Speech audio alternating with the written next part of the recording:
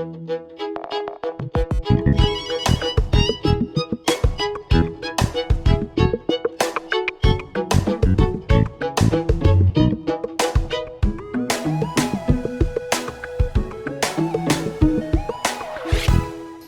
gente, eu sou o Daniel e eu tô aqui hoje para te provocar, te ajudar a pensar biblicamente. Olá, eu sou Davi Raiker e vim aqui para te dizer que a vida cristã não é sobre ter atrações heterossexuais, é sobre conhecer a Deus por meio de Cristo.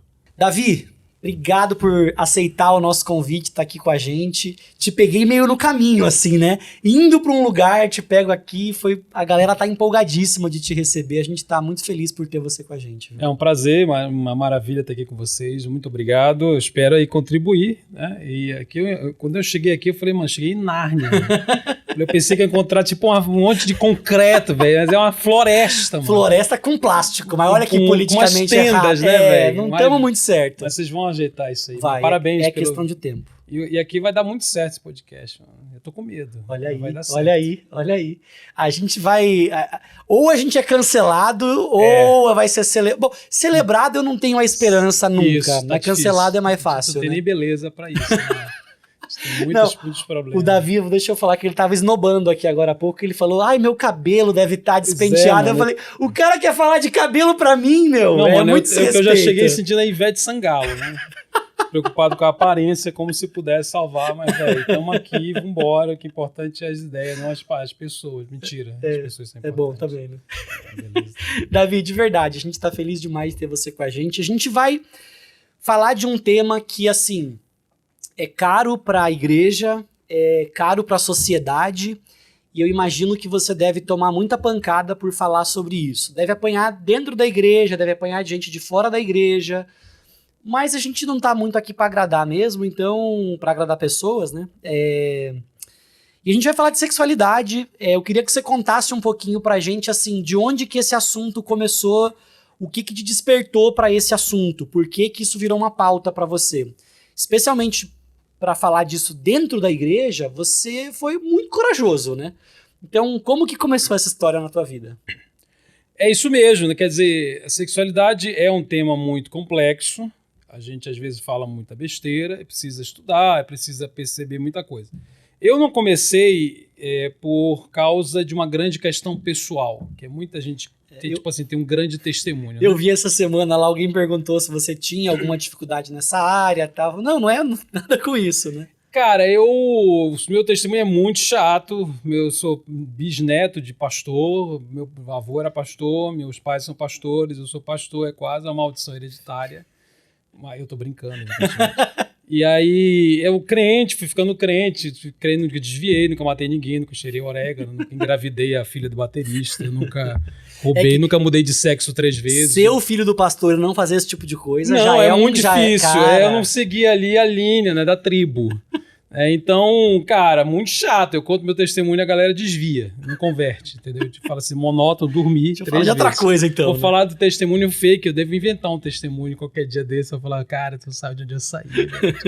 Fui travesti, mas não fui, velho. Fui muito menino chato. Menino bom. Tive uns problemas de pornô, aquela coisa básica de adolescente. Básica, quer dizer, né? Vocês entenderam. Usual. E aí que tô ali e tal. Eu tava na igreja, fazia um monte de coisa na igreja. Eu queria ser pastor, missionário no Oriente Médio, uma coisa assim maluca. E eu fazia o que era? Tocava. Eu fiz música, minha primeira graduação em arte e educação com habilitação em música, ia tocar, ia viver de música e de ministração e de missão e tal. Era isso que eu precisava fazer. É muito filho de pastor mesmo. Não, cara, assim, é triste, triste. E aí, eu tinha, tipo, 19 anos. Eu fazia tudo na igreja e eu tinha aquela sensação de que não fazia nada, que eu fazia tudo dentro do templo. Uhum. Aí tem uma frase que eu detesto, não aguento mais, que é a frase que é assim, vamos sair das 4 paredes. Assim, cara, eu ouço essa frase desde 19 anos, mas tem 37. Não mudou, né? Não conseguimos sair ainda. Falando a mesma frase, as 4 paredes.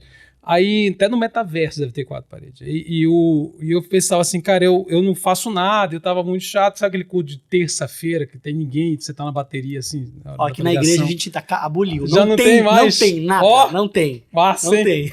Não, velho, tem culto muito bom terça-feira. Procure uma igreja no Brás.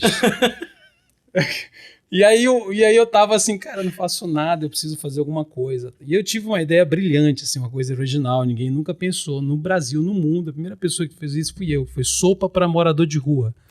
Sexta-noite. Nunca o Espírito Santo havia falado isso em todas as gerações de evangélicos do Brasil. Mas assim, na verdade, se você não deu uma sopa para um mendigo... Tá vivendo errado. Você não é crente. Tá vivendo errado. E, na verdade, dar sopa para mendigo hoje também é sexualidade, porque você viu o que aconteceu com o mendigo, né? Pegou a mulher. Então, assim, na época, os mendigos eram mais, né? Era uma coisa mais tranquila, assim, né? Então, não tinha a ver com sexualidade. E... Você já pode falar assim, eu sou do tempo... Eu sou do tempo em que mendigo o quê? Né? Estava num determinado lugar social, mas já pode ser cancelado já aqui, mano. Acabou. Então, Primeiros 5 minutos... Vamos segurar aqui o assunto do mendigo, porque, cara, o cara tá processando geral, mano. Tá dando ruim, né? Já não processou aqui, não? Ainda. Não, vai a gente só vai lançar isso segundo vai lançar, ninguém lembra mais. Nós estamos gravando em maio, isso aqui vai em agosto, então tá tranquilo. O pessoal já nasceu até lá e não sabe mais o que é o mendigo. Já deve ter parecido.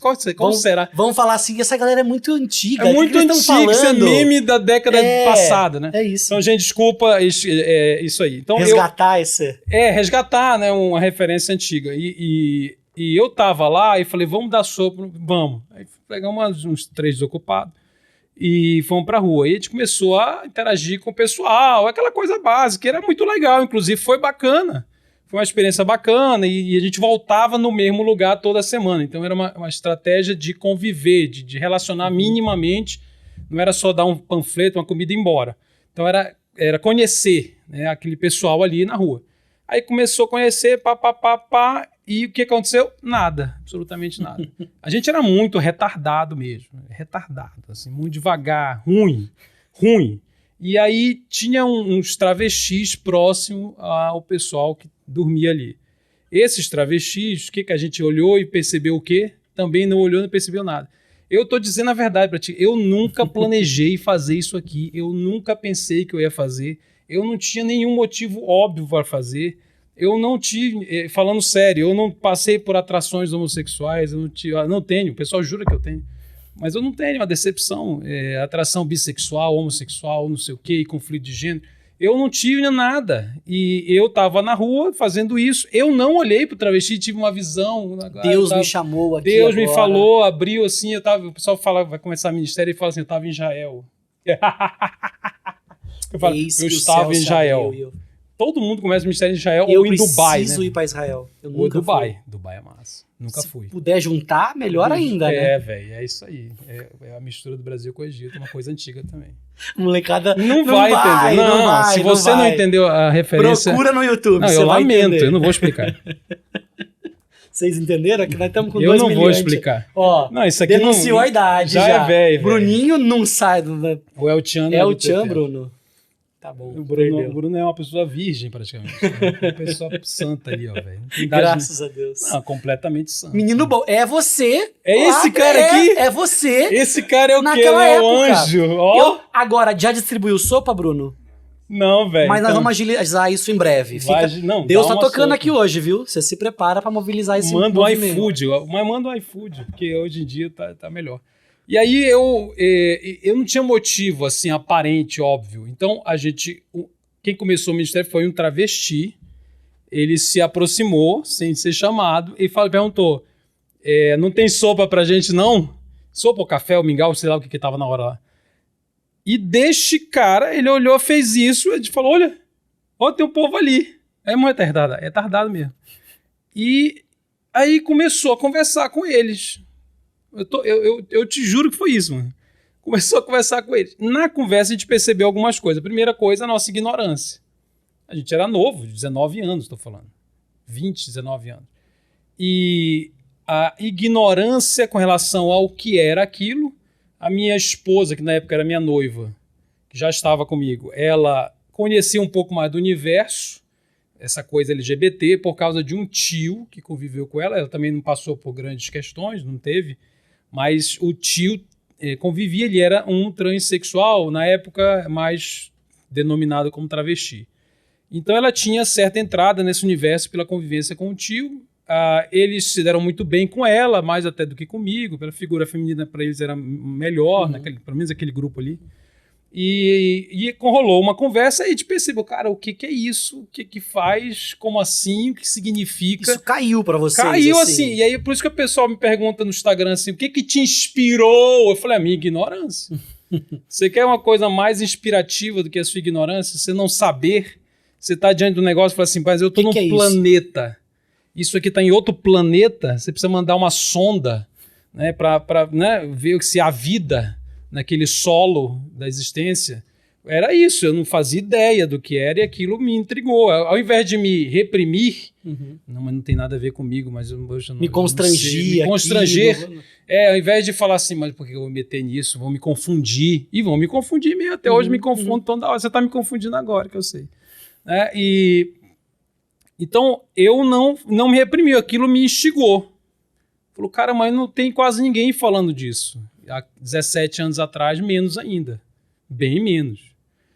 E a gente começou a caçar. Então, a segunda ação foi de buscar treinamento, buscar encontrar, aprender. E tinha algo assim disponível na época? Na época, existem muitas colocações que podem ser feitas sobre esse ministério, que é um ministério que hoje eu faço parte, que na época, a voz assim, mais forte no mundo era o Êxodos Internacional, que no Brasil havia sido fundado há pouco tempo.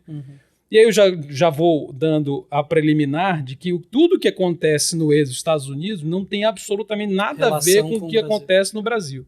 Eu conheço a história do Brasil, ela é muitíssimo diferente da história que muita gente conhece e tem como referência nos Estados Unidos. Então, a galera do Brasil era uma galera que estava engatinhando e a gente colou ali e aprendeu muito com o Êxodo Brasil. Eu nunca nem estive nos Estados Unidos. Realmente nunca pisei lá. Eu estive no Canadá, que era a sede mundial, passei 2 períodos lá, 2 eventos que eu fui lá participar na área de sexualidade. Tinha gente do mundo inteiro e a gente discutia essa coisa da fé cristã com a sexualidade. O foco antigamente era muito colocado na questão homossexual, isso mudou. Então eu posso até falar depois sobre as diversas coisas que mudaram nos últimos 15 anos, e muita coisa mudou com relação à ênfase, qual é a nossa missão com relação à sexualidade. Mas lá no início era essa galera, era uma galera que nos ajudou demais, o Vili Torresin, que é uma referência até hoje, ainda é uma referência, hoje eu trabalho junto com ele no Êxodo, e o Vili Torresin e a Carla Pinheiro, outras pessoas, a Esli e várias outras pessoas que estavam naquela época. E a gente aprendeu muito com essa galera por causa da necessidade de obter conhecimento. A terceira coisa que eu sempre destaco é que essa galera que estava ali na rua não era arredia, não era tipo assim refratária à Bíblia, Evangelho, vamos orar. Nesse sentido, o movimento militante que a gente vive hoje, inclusive de resistência à igreja, isso era muito diferente nessa época. Era muitíssimo diferente, porque, aliás, deixa eu corrigir, mesmo hoje, embora haja muita militância, mais do que antigamente, ainda subsiste isto de que não é um antagonismo tão grande quanto parece. O que eu quero dizer?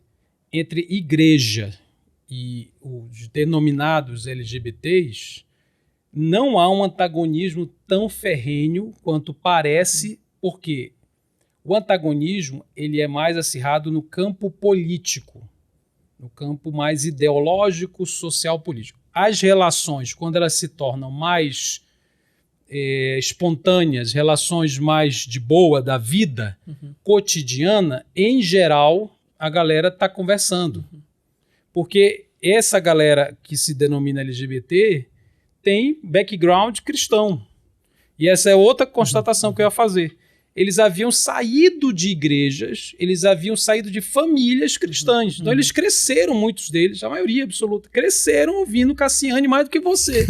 Você não tem cara de ouvir Cassiane, duvido, mano. Nem o Bruno ouviu Cassiane, apesar da virgindade dele. Ouviu a primeira vez, uns domingos pra trás, aqui, que um pastor pediu pra cantar. Cassiane aqui? Com muito louvor. Meu Deus, velho. Numa igreja batista. Mano, a igreja foi ao delírio. Foi ao delírio. Cara, mas aí perverteu totalmente a essência. Não tem. Deve ter secado umas plantas. Mas aí o Bruno ouviu, sabe o que é Cassiane agora. Então, Não, então, assim, a galera consome... Tem muita gente que, poxa, fala, eu tenho atração homossexual, muita gente que se coloca como travesti, transexual, e que conviveu com cultura gospel, pai e mãe católica, crente, pai e mãe crente, crescido na igreja. Uhum. Então, a gente constatou isso na rua, assim, evidentemente. A galera vinha de um background cristão, havia sofrido muita coisa na igreja, embora eles não tinham tanto ranço quanto a gente acha que vai ter. Então, é isso que eu estou tentando dizer. A experiência traumática, ela é real, mas existe um ponto ali de vida... de conexão possível. De conexão possível. Existem mundos compartilhados. E aí a gente percebeu isso. E então, quer dizer, o que fazer? Aí chega mais uma questão que impulsionou a gente. A igreja, quer dizer, se essa galera saiu da igreja, muitos deles, e se tenta voltar, hoje tem dificuldade. Né? Então, poxa, mas essa matemática é estranha, né? Porque não está tão longe... como a gente imagina, está próximo, está dentro da igreja. Está todo mundo dentro da igreja. Todo mundo é exagero, mas está muita gente dentro da igreja. Aí a galera se desilude, tem grandes confusões, e quando, poxa, mas quero voltar, Aí tem muita dificuldade. Volta, né? Quem volta? Quem volta e como é que eu vou receber? Então, como é que recebe? Aí eu ouço uma frase há 17 anos, é a frase que... digamos assim, é o problema que eu tenho que resolver na vida, que eu não vou resolver, mas eu estou tentando diminuir. Então, você perguntar assim, qual é o problema que seu ministério tenta diminuir? É a frase que você já disse, Daniel Simões. Daniel Simões, o Bruno já disse. Você que está me vendo, você já disse a frase. Amém. A frase é: a igreja não está preparada. Você já disse ou não disse? Opa! Não, Davi, e mais, né? A gente diz, a igreja não está preparada, e há algum tempo dizia coisas assim: o que vai acontecer quando o homoafetivo vier para a igreja? Isso, como se ele não tivesse. E errou na premissa, porque não é que estavam, estão e estarão, eles estão aqui. Sempre estamos. Eu tenho um autor, inclusive um americano, que ele fala que não é hoje, né, eles, né, somos nós. Nós somos a igreja. Deus salva pessoas com atração afetiva. Deus salva pessoas com atração bissexual. Deus salva pessoas que, dependessem de mim, não seriam salvas. Aí, não falando, eu estou usando isso como uma frase geral, e não porque eu não quero que sejam salvos. Estou explicando a piada. Eu não quero que não, eu quero dizer, vou até consertar. Deus salva pessoas que, se dependesse dos crentes, todos nós, não seriam salvas. Deus salva pessoas que a igreja nós condenamos muitas vezes. E aí, talvez eu não escolhesse aquela pessoa. Se dependesse de mim para escolher, para compor a igreja, ou por uma classe social, ou por uma questão de raça, uma questão... Quer dizer, são várias questões que a gente poderia... Alguma coisa que nos incomoda, e são os nossos preconceitos, então isso para mim é uma coisa muito negativa, né? Evidentemente é uma coisa normal, uma coisa negativa, que nos incomoda, e essas pessoas estão na igreja. Deus humilha os nossos preconceitos, colocando na igreja gente que muitos irmãos, nós mesmos, não colocaria. Nesse sentido, Davi, você está dizendo uma coisa assim, que há algum tempo foi muito difícil de se pronunciar. Hoje é um pouco menos difícil, não é mais fácil, mas é a reconhecer a existência de cristãos homoafetivos, porque há algum tempo era assim, não. Ou você é homoafetivo ou você... Aí a gente vai ter que entrar nessa pergunta aí. Essas são águas profundas. Mas eu não vou fugir, não. Estamos aqui para isso. Anota essa aí. Existe cristão homoafetivo? Isso, vamos excelente. guardar essa. Essa então. Aí precisa ser... porque eu ainda não cheguei nessa afirmação. Tá, vamos chegar lá. O cara já vai me comprometendo. É que é no começo. Pra dizer assim, aguarda aí, aguarda que no final, entendeu? Tá muito... Como é que ele é apresentador da Rede TV? Sensacionalista, que é o... Pare. Como é que é o nome daquele cara? João Kleber, velho. Tu não tem idade pra saber quem é João Kleber. O Bruno não conhece o El Chan, mas conhece o João Kleber, né? Ele conhece até o teste de fidelidade, ele conhece. O Oliver. Conhece o Oliver. Que bosta, mano, o Oliver. E aí, mas o que eu tava falando? Eu tava voltando lá na experiência. Quer dizer, a galera, se tentasse entrar, Não conseguia. Porque a frase, eu parei na frase, né? A igreja não está preparada. E essa é a frase do meu ministério. Então, o que a gente precisa fazer? Vamos preparar a igreja. Para preparar a igreja. Por que será que a gente não está preparado? Será que a gente não quer? Será que a gente fica procrastinando, que é uma palavra que está na moda? Será que a gente não fica... Será que a gente não está preparado porque não tem informação? É preguiça, é falta de... Será se não tem mesmo? Porque, poxa, não tem teologia suficiente. Ou então, poxa, e alguns pastores têm esse problema. Eles ficam assim, o que eu tenho que descobrir uma coisa nova, eu preciso de uma ferramenta nova que não existe para poder evangelizar e discipular, aconselhar, pastorear pessoas com atração não heterossexual. Porque o que eu sei, o evangelho básico, ele não consegue... Chega até aqui, assim, né? Então, essa impressão eu acho muito doida. Porque eu vou a muitas igrejas e a galera, às vezes, fica esperando com um caderninho na mão para anotar 3 passos. O que eu vou dizer que ele nunca viu, que é uma novidade que eu trouxe, né, de algum lugar, agora serve. Porque o evangelho não dá. Ele só abençoa o hétero. E isso é um erro, é um problema gravíssimo. Eu brinco assim, é como se você tivesse um machado, só que o machado ele tá sem... Não tá afiado. Então você tem até um texto lá em Eclesiastes que fala mais ou menos uma metáfora nesse sentido. Que ele bate na árvore e não resolve, não dá resultado, né? Ele não corta. E aí você precisa amolar, que chama aqui? Afiar. Você precisa afiar a ferramenta que já existe. Não é outra. Você não tem que encontrar outra. Então, às vezes, a galera fala assim, eles estão atrás da ferramenta perdida. Né? Atrás da inovação. Aí, quando eu descobrir o que é que vai funcionar com o gay, aí eu vou usar. Porque a ferramenta que eu tenho, olha, fique tranquilo, ela não funciona. Aí essa é a metáfora. Não, talvez você precisa afiar um pouquinho mais. Você só precisa entender como aplica. Então, o meu ministério é um ministério muito de ensino e ele trabalha muito na questão de como aplicar o velho evangelho, o mesmo evangelho. Eu não posso criar outro. E aí que a gente já chega numa porta para falar das criações dos novos. É porque eu não entro... Ou as negociações. Porque ou a igreja se vê despreparada para o exercício da função, ou ela tenta ajustar o que existe. Ou esse evangelho não funciona para esse caso, ou eu adequo. Eu preciso encontrar um outro evangelho. Claro que a gente está falando palavras muito fortes, né? Quando fala outro evangelho, é uma expressão muito forte. Quer dizer, eu preciso encontrar uma nova ferramenta, porque a minha está obsoleta. Mas, na verdade, como eu não tenho autorização, né, de fornecer um novo evangelho, pelo menos assim eu entendo, eu preciso entender melhor o evangelho, e de fato tem muita gente que não entende o evangelho na igreja, e aplicá-lo melhor à sexualidade humana. Não só a homoafetividade, mas a sexualidade como de forma geral, para alcançar também esse público, esse subtema. Então, é isso que a gente está precisando fazer para se preparar. Não é a invenção de uma nova ferramenta, não é a invenção de uma nova teologia. A ponto de eu fazer seminários nas igrejas e falar assim, gente, eu não estou ensinando para vocês uma nova doutrina. Isso não é uma nova doutrina. Não é. Isso aqui é o básico. É que você não está conseguindo aplicar. Entende? Porque quando pensa assim no gay, você só pensa em sexo.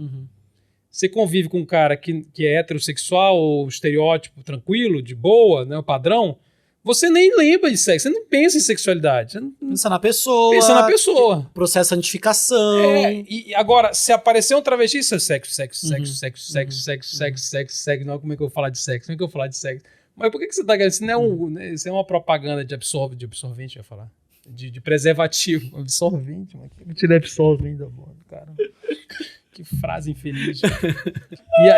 Então a galera entende.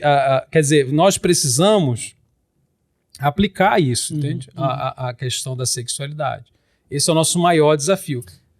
Davi, nesse sentido, você tem falado muito a tua fala toca no assunto, mas o que parece que está por trás é uma construção de identidade.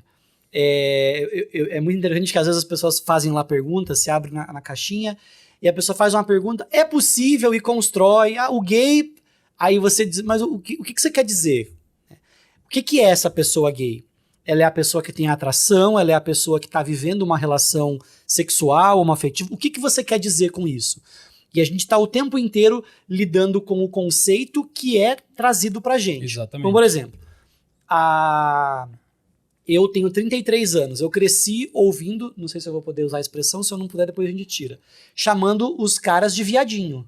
Isso era a coisa mais pejorativa que você podia falar pra alguém. Não pode falar, não pode usar essa palavra. Sim. Aí gay virou uma palavra. Razoável. Homossexual. Não, mas não é homossexual, é homoafetivo. Não, então, homossexual e homoafetivo tá de boa. Tá tudo bem ainda? ainda? Tá de boa ainda, tá. Mas você vê que a gente vai tendo assim, a gente não pode subestimar o valor das palavras, né? Claro. Mas a gente tem um processo histórico de construção de um conceito de sexualidade. E cada momento da história reage, responde a isso. E uma das coisas que as pessoas daí param para se questionar acerca do valor da escritura é as mesmas percepções de sexualidade veterotestamentárias, neotestamentárias. Como que eu crio a ponte? Como que eu limpo a poeira, né, para poder conectar esses princípios existentes na escritura, essa meia dúzia de textos bíblicos, a essa experiência sexual hoje? Então, esse é um exercício complexo, isso. mas é a isso que a gente está se propondo. Claro, não, de fato. Né? Não, eu vou começar pela coisa semântica. Então, a parte semântica do que falar, do que não falar, essa coisa da palavra que fica politicamente incorreta ou preconceituosa, é uma longa história.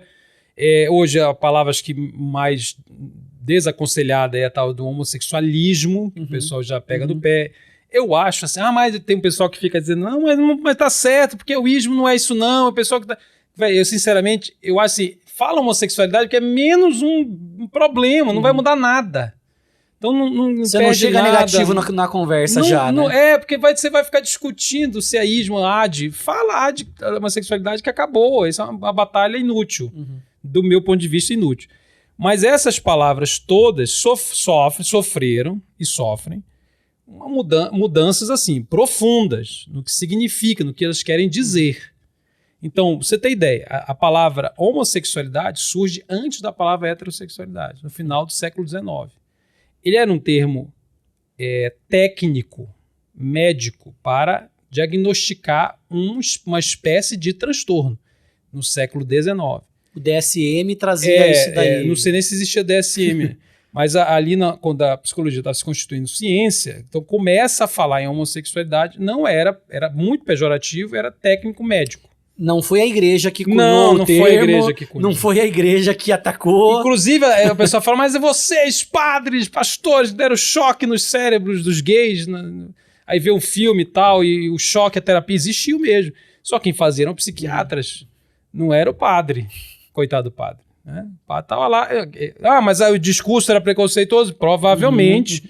Eu não estou aqui eximindo a igreja dos seus preconceitos, que eles existem. Outras violências foram... É só para ganhar a culpa certa, né? Vamos ter a conta... Outras violências foram praticadas, com certeza. Agora, colocar na conta do padre, era um hospital, era uma internação compulsória, era todo mundo doido. Quem lê um pouco da história da psiquiatria no Brasil sabe, né? Como era tratada essa coisa da saúde mental por psiquiatras, por médicos. Então, ela surge nesse contexto muito, assim, da doença, né? A palavra heterossexualidade, uma outra curiosidade, também significava uma espécie de transtorno. Não era uma coisa limpinha, tranquila. Era tipo um excesso de desejo pelo sexo oposto. Então veja de onde vêm essas palavras. Elas não são bíblicas. Elas não são bíblicas e elas não significavam o que hoje significam. Com o passar do século XX, elas foram sendo positivadas. Tem até uma série que eu acho muito interessante, que é a série que conta a morte do Versace. Não sei se você já viu. Não. É fantástica aquela série, muito bem feita. Que ela mostra um pouco do universo gay da Califórnia, dos Estados Unidos. O Versace era homossexual. até o Rick Martin que faz o par com ele na série, era muito bem feita a série. E aí o assassino, não me culpem, tá? É que o assassino era homossexual. Eu não criei essa parte. Tá lá na série, né? E tá na história. Então ele inclusive tem um pequeno pedaço que ele década de 70, 80, agora não, acho que é 80. E aí eles chamam de homossexual e falam assim, não, homossexual parece um termo muito, parece um bicho, parece um termo muito técnico.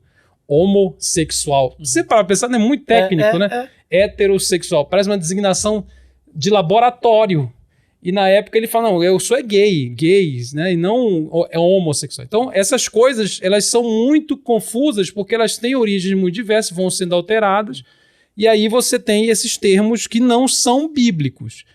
Então tudo que a Bíblia fala não está falando da experiência contemporânea. Não, esse salto é burro. Por quê? Porque havia a prática. Ainda que os termos usados Ainda que os termos sejam diferentes, a prática não é uma novidade. Você não é tão bom assim. Né? Não é uma novidade. Então, já havia a prática da relação ou erótica, sexual ou afetiva desde que o mundo é mundo caído. Né? Porque, sim, a queda tem uma influência na explicação disso tudo. E isso eu sei que é muito ruim de se ouvir. Porque é a frase assim, é a frase mais ofensiva. Isso é pecado. Isso é um conceito que a nossa cultura não tem. Eles não. É como se entrasse um tilt no sistema. Quando você está movendo no sistema contemporâneo de ideias, aí alguém fala assim, então, isso é pecado. A pessoa. Ela começa a querer tirar a mosca. O que você está falando? Especialmente porque isso está no campo dos afetos, né? No campo dos afetos, dos amores, aquilo que move o coração. Como que um sentimento, como que eu vou deslegitimar um sentimento e atribuir pecado a algo... E aí, sentimento não, prática. Porque são duas coisas diferentes. Mas o que gera o quê? Então, mas vamos lá, eu tava falando da prática. A gente chega. A parte do pecado ainda tô falando da prática. Sentimentos, aí a gente vai ter que falar sobre qual é a relação de afeto com a prática. Então, a prática tá lá descrita, desde Levítico, está descrita a prática sexual entre duas pessoas do mesmo sexo. E biblicamente, a condenação como pecado da prática homossexual não está vinculado a um texto de Levítico, a três textos do Velho Testamento e 3 do Novo Testamento apenas. Não está vinculado a uma cultura, né, que era ali, estão tentando se diferenciar dos cananeus, lá em Levítico, ou dos egípcios, e aqui Paulo está tentando se diferenciar dos romanos, que evidentemente a prática homossexual é conhecida como abertamente expressada, embora não era toda essa... Vou fazer um outro parênteses. Eu vou abrir uns 3 parênteses aqui. Mas é que os professores de história da galera, muito professor de história, ele tem a tese do pessimismo cristão, que é mais ou menos assim. Na Grécia todo mundo tava louco e feliz e transava com as árvores e com os jardins e com os bichos e com as pessoas, todo mundo pelado, porque eles iam fazer esporte pelado e os homens com homem, mulher com mulher, e tava liberado até que chegou o cristianismo opressor, acabou com tudo. E aí chegou, né, e oprimiu todo mundo. Isso é uma mentira. Então haviam certos comportamentos permitidos e certos comportamentos socialmente não permitidos. Basicamente, aceitável e inaceitável é um conceito existia na cultura grega romana ainda também. Ainda que o pudor seja socialmente construído, ele é existente, às vezes mais flexível, sim, às vezes menos, né? E assim, às vezes menos, mas localizado também de maneira que se torna até pior. Por exemplo, a mulher. A mulher na cultura grega, o Chico Buarque tem uma música, né? Mire-se nas mulheres de Atenas. Quer dizer, se você olha para a mulher de Atenas, ela é uma pessoa completamente reprodutora. O conto da Aia deu uma falhada aí, devia ter olhado mais para a Grécia. Então, era uma reprodutora que ficava no lar. O grande papel dela era produzir homens. Né? Isso, preferencialmente homens. E os caras saíam para se divertir, para ter relação política, para fazer política, e para se divertir, para fazer exercício físico, cultuação do corpo. Aí sim, havia muito... Aí aquela coisa do mais velho com o mais novo, a penetração, que era permitido, mas o cara crescia, não podia mais ser... Não era socialmente aceitável a homossexualidade passiva, por exemplo, de adultos. É só para citar um exemplo. Então Então, não é que o cara era gay. Ele não era gay. Não existia, nem no greco-romano e nem no judeu, não existia a ideia de que você é o que você pratica na sexualidade. Que aquilo se constitui a sua essência. E que você tem que ser tratado, inclusive, do ponto de vista político. De forma distinta a partir de uma prática sexual. Por causa de uma prática. Essa ideia contemporânea. A prática estava lá. Umas permitidas, outras não. Mas o cara... o que ele era? Passou um bissexual. Não, é um homem normal, um homem. Ele fez sexo ali, engravidou uma mulher, tem 5 filhos. Ele era uma pessoa com prática sexual. Então, nas culturas bíblicas, na maioria delas, com raríssimas exceções, talvez assim, exceções ligadas a um templo, alguma figura mais religiosa que incorporava talvez um papel mais identitário, na maioria absoluta dos casos, tanto judeu como fora do judaísmo, era uma prática. Era uma prática. Uma coisa que a gente fazia. Era uma coisa que as pessoas faziam, né? Então, a Bíblia não traz, voltando, fechando parênteses, a Bíblia não considera pecaminoso por causa de uma cultura específica, por causa de um tempo específico. Não é resposta, não é uma reação. Não é uma reação, é global. Por quê? Porque o argumento central, se você espremer tudo, Romanos, Coríntios, Levítico, tal, Jesus, inclusive, que não cita a palavra homossexualidade, a gente pode falar sobre isso, mas ele se posiciona de uma determinada forma indireta. Se você espreme tudo, é que não corresponde à criação. Na verdade, não é Levítico, é Gênesis. A coisa é Gênesis. Então, ao criar o homem, Deus cria o sexo, a sexualidade, para a relação do casamento. Se você considerar que a relação que o sexo para a Escritura é algo do casamento, você automaticamente exclusiviza, né? Você considera que a homossexualidade é pecado. É uma consequência deste fato. Porque casamento nunca vai ser outra coisa a não ser a união de um homem com uma mulher, entre os complementares. Inclusive porque o conceito de casamento parte daí, ele não parte do Estado, né? A noção de casamento, sim, biblicamente, parte eu dali. Estou falando das Escrituras. Isso. Se você não concorda com isso, você não é obrigado a concordar. Parte de outro lugar. Isso. Do lugar de onde se parte um cristão. Eu não concordo, acho ridículo, eu até prefiro, eu juro pra ti, não pode jurar não, mas eu juro. Eu até prefiro a pessoa que fala assim, eu acho isso ridículo, acho machista, eu acho isso O diálogo é honesto. A gente eu não colocou as cartas na mesa e o outro lado diz, tá aqui as minhas também. Eu não aceito. Então, tudo bem, você não... Ok, não aceito, não tem problema.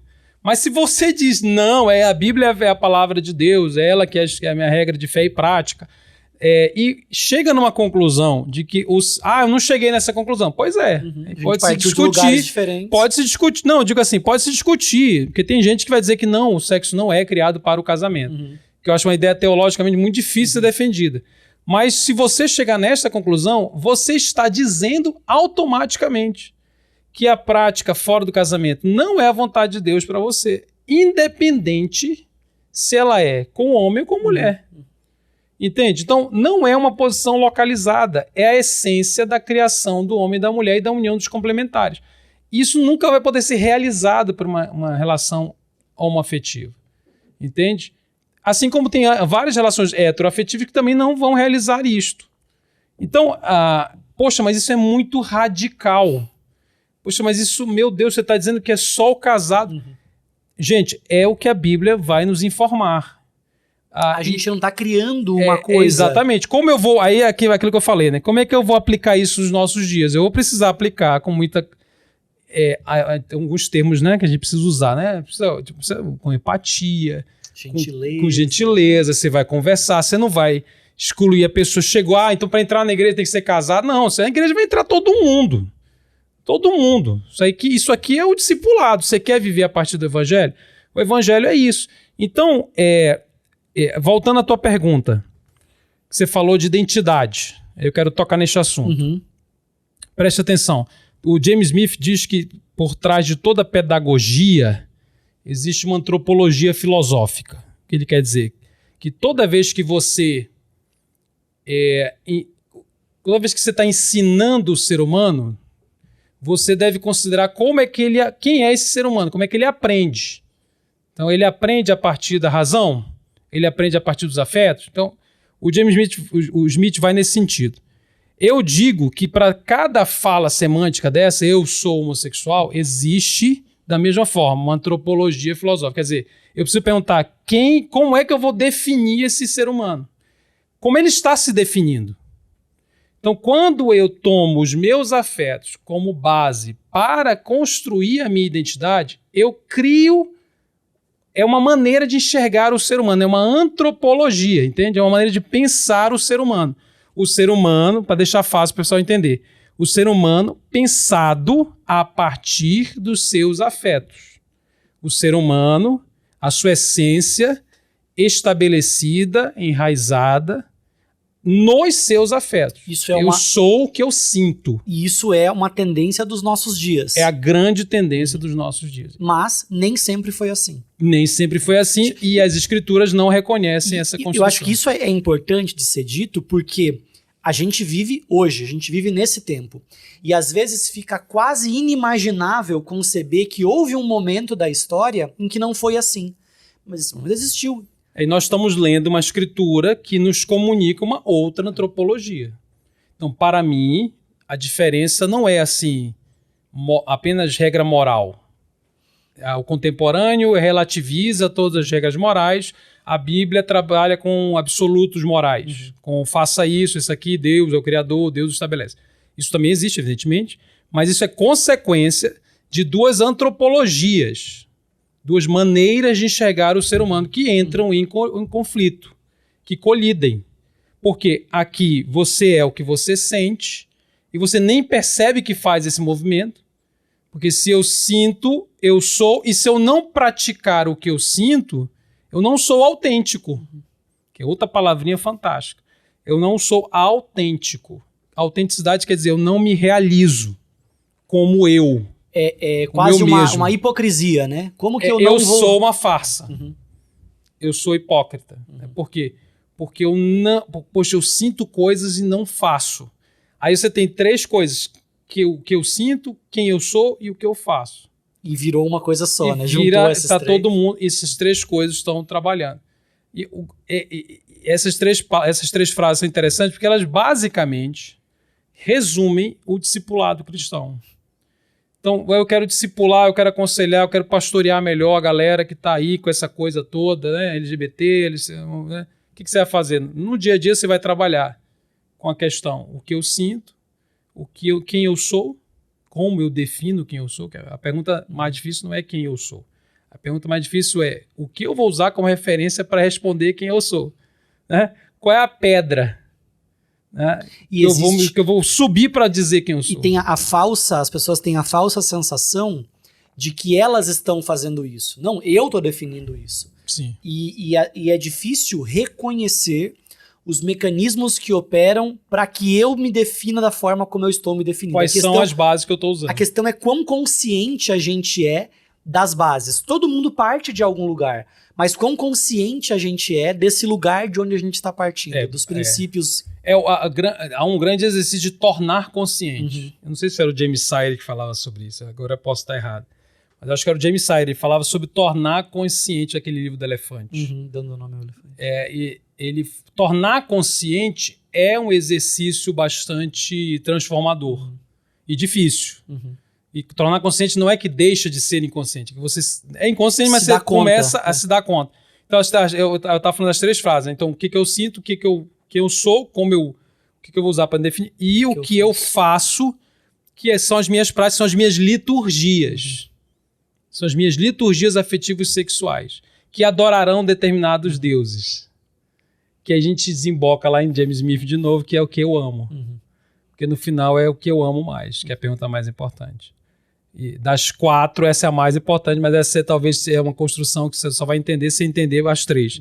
Então, o que eu sinto, quem eu sou, o que eu faço, que vai alertar, vai denunciar, melhor dizendo, quem no fundo eu amo. talvez se começasse dessa pergunta, há pessoas que vão dizer, não, eu amo o Senhor, eu amo a Deus. Mas na resposta para as 3 anteriores, isso vai se contradizer. Exatamente. Então, a Escritura vê o ser humano de um jeito diferente que o contemporâneo vê. O ser humano não é constituído, em última instância, pelos seus afetos. Vou fazer agora a objeção. A pessoa fala assim, você está dizendo que não é importante o que eu sinto? Não é isso. Eu sempre ouço isso. Isso aí tá... então não importa o que eu sinto, tem que por sublimar. isso que a igreja fica maltratando a LGBT. Porque você está dizendo que não é importante o que eu sinto. Não. O que você sente é relevante demais. E eu não quero, de maneira alguma, menosprezar as consequências de conviver com, por exemplo, atração pelo mesmo sexo na igreja. Isso traz consequências diferentes para você do que para mim. Isso carrega estigmas em você que eu não carreguei. Eu concordo com tudo isso. Não é a mesma coisa. É a mesma coisa em um determinado aspecto e não é a mesma coisa em outros aspectos. Principalmente com relação ao estigma social. Porque se eu chegar numa reunião de jovens, de homens, e dizer assim, cara, ora por mim, porque tem uma vizinha muito gostosa, tal, perto de mim, eu tô me sendo tentado. Eu não pequei não fiz nada não, mas cara, sabe, então no Instagram eu tô com problema, eu não quero ver pornografia, porque muita mulher, né?